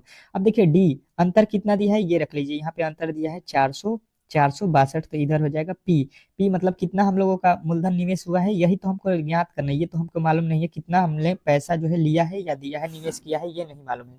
आर कितना दिया है प्रतिशत, तो 10 दिया है, ठीक है, 10/100 गुणे आर का वैल्यू फिर 10/100। अब जो है इसको सॉल्व करना है, देखिए 1 0 से 1 0 कट गया, फिर 1 0 से 1 0 कट गया, इसके नीचे 1 है, ठीक है, इसके नीचे 1 है, तो देखिए ये नीचे वाला जो गुणा है ये ऊपर आ जाएगा बराबर के इस तरफ, और इधर का गुणा इधर, मतलब पी बराबर जो वैल्यू हमें मिलेगा ये जो है 462 पे डबल जीरो लग जाएगा, क्योंकि यहाँ पे 2 0 बचा हुआ था। तो यहाँ पे देख लीजिए 46 462 462 डबल जीरो आपके बिल्कुल right Uttar option number A में दिया गया है। तो ए जो है इस प्रश्न का 100% सही उत्तर हो जाएगा। नेक्स्ट प्रश्न की ओर चलते हैं और अगला प्रश्न आपके सामने है। अगला प्रश्न कह रहा है आप लोग के सामने, बेहतर तरीके से इस प्रश्न का भी जवाब देना है। देखिएगा, कह रहा है यहाँ पे कि एक दुकानदार प्रत्येक के लिए 94 रुपए 2 लेख बेचता है। इसमें से एक लेख ने 10% का लाभ कमाया और दूसरे पर 10% का नुकसान उठाया। हल लाभ या हानि प्रतिशत ज्ञात करें। अब देखिए, कह रहा है कि एक दुकानदार है जो प्रत्येक के लिए 94 रुपया पर 2 लेख बेचा। प्रत्येक सामान के लिए मतलब 94 रुपया में जो है 94 पर 2 सामान बेचा हुआ है। ठीक है, ये पहला सामान हो गया, ये दूसरा हो गया 94 रुपये में। अब कह रहा है कि इसमें हमको ये नहीं मालूम है कि दोनों सामान का दाम कितना है, परंतु ये कह रहा है कि एक सामान जो है उस पर 10% का लाभ हुआ है और दूसरे पे 10% की ये हानि हो गई है। ठीक है, तो जो है इसमें टोटल जो है उसको बताना है कि क्या वो दुकानदार को लाभ हुआ है या हानि हुआ है, ये हमसे पूछा जा रहा है। ठीक है, तो अब बताने की कोशिश करेंगे सभी लोग। मैंने तो प्रश्न को आपको बेहतर तरीके से समझा दिया है। ठीक है, अब आपको जो है यहाँ पे इसका जो है सही उत्तर बताना है कि क्या होने वाला है। बेहतर है, बहुत बेहतर प्रश्न है। आपके एग्जाम हॉल में इस तरीके के प्रश्न देखने को मिलेंगे। ठीक है, तो आपको घबराना नहीं है। इस तरीके के प्रश्न देखिए, इसका कोई भी इसमें जो है लेन देन नहीं है। हमने 94 रुपया या किसी भी रुपया में लाए हैं तो हमें मेटर करता है कितने परसेंट लाभ और कितने परसेंट जो है हानि पर बेचा हुआ है। ठीक है, तो इसमें जो है हम क्या करते हैं कि ये जो है कभी भी आपको याद रखना है कि ये कभी भी इस कंडीशन में हानि ही होगा। ठीक है, इस कंडीशन में कभी भी आपको हानि ही होगा। बोला क्या है, 10% लाभ और 10% की हानि पर बेचा जा रहा है। ठीक है, तो 10% लाभ और 10% हानि और गुणे 100 कर दीजिएगा। ठीक है, तो ये जो है आपका कितना कट के बना, 1%। और 1% ये क्या है, आपका हानि है। तो 1% की हानि जो है आपको याद रखना है ऑप्शन नंबर बी। तो बी जो है बिल्कुल राइट उत्तर हो जाएगा आपका। इसमें किसी तरीके के डाउट नहीं होना चाहिए। तो आशा करता हूँ कि ये प्रश्न भी आपको बेहतर तरीके से समझ में आ गया होगा। नेक्स्ट प्रश्न की ओर चलते हैं और अगला प्रश्न आपके सामने है। क्या कह रहा है आपका अगला प्रश्न, दो संख्याओं का गुणनफल जो है यहाँ पे है। ठीक है, तथा इनका जो है लघुत्तम समापवर्तक इतना है। इन संख्याओं का महत्तम समापवर्तक क्या होगा, बताने की कोशिश करेंगे। आपके पास कंडीशन रख दिया गया है। ठीक है, और मैंने तो इस तरीके का प्रश्न कराया भी था। ये एलसीएम एचसीएफ वाला ही चैप्टर का प्रश्न है। थोड़े से आपको जो है यहाँ पे घुमाया गया है। ठीक है, परंतु अगर आप बेहतर तरीके से पढ़े होंगे इस चैप्टर को, तो मुझे लगता है कि इस प्रश्न का उत्तर तो अभी तक आपने बता दिया होगा। अब तक उत्तर आ जाना चाहिए जो भी मेरे दोस्त अच्छे तरीके से इस प्रश्न को पढ़े हैं। और एक बार और बता दूं कि जो भी मेरे दोस्त इस क्लास को डेली करना चाहते हैं तो वीडियो को लाइक जरूर करेंगे और शेयर जरूर करेंगे। जितना इस पे ज़्यादा लाइक अगर आता है, हम लोग बेहतर तरीके से इस क्लास को डेली ही रेगुलर सुबह के जो है आपके 10 AM पे कराते रहेंगे। ठीक है, क्योंकि इससे जो है आपका बहुत बेनिफिट होने वाला है। एक ही क्लास में चारों विषय जो है आप लोग कवर कर सकते हैं। तो आपको इसके लिए जो है थोड़ा सा हम लोगों का सपोर्ट करना पड़ेगा। ठीक है, क्योंकि बहुत मेहनत से ये क्लास बन रहा है। दो संख्याओं का गुणनफल हमें मालूम नहीं है कि दोनों संख्या ये कौन सी हैं, ये तो आपको पहले से मालूम है। ठीक है, तो हमें आपको क्या सूत्र बताया था, एलसीएम। ठीक है, इस तरीके से बताया था, एलसीएम गुणे एचसीएफ। ये जो है आपको पहले भी फॉर्मूला लिखा दिया है। बराबर क्या बताया था, पहली संख्या गुणे दूसरी संख्या। ये जो है आपको फॉर्मूला मैंने बताया भी था। तो अगर आपने अच्छे तरीके से याद किया है तो इसको जो है अब आप हमेशा यूज में देखेंगे कि आता ही रहेगा। दो संख्याओं का गुणनफल, तो देखिए दोनों ही संख्याओं का गुणनफल ये यहाँ पे दिखाई दे रहा है कि नहीं, तो कहिएगा बिल्कुल दिखाई दे रहा है। इसका वैल्यू हमें दे दिया है यहाँ पे 4735। उसके बाद से कह रहा है तथा इनका लघुत्तम समापवर्तक, तो लघुत्तम बोलते हैं एलसीएम को, यानी कि ये वैल्यू दिया है 115, गुणे दिया है एचसीएफ हमके नहीं मालूम है तो हमें एचसीएफ निकालना है, एचसीएफ का ही वैल्यू निकालना है। तो यहाँ से एचसीएफ का वैल्यू निकालेंगे तो क्या हो जाएगा, ये हो जाएगा बराबर के इस तरफ जितना लिखा गया है। ठीक है, इसके बट्टा में कौन आ जाएगा, इसके बट्टा में आ जाएगा 315। ठीक है, तो अब इसको भाग दे दीजिए। अब इसको भाग दे दीजिए, कितने मर्त में जाएगा, तो इसको अगर हम काटते हैं, ठीक है, तो ये 5 के पहाड़े में हो जाएगा, 9 5 45 और यहाँ पे 3 हो गया, 2 हो गया, 5 चौका 20 और यहाँ पे 5 7 35 हो जाएगा। ठीक है, अब जो है इसके आगे अगर देखते हैं यहाँ पे, तो 5 6 30, 5 3 15।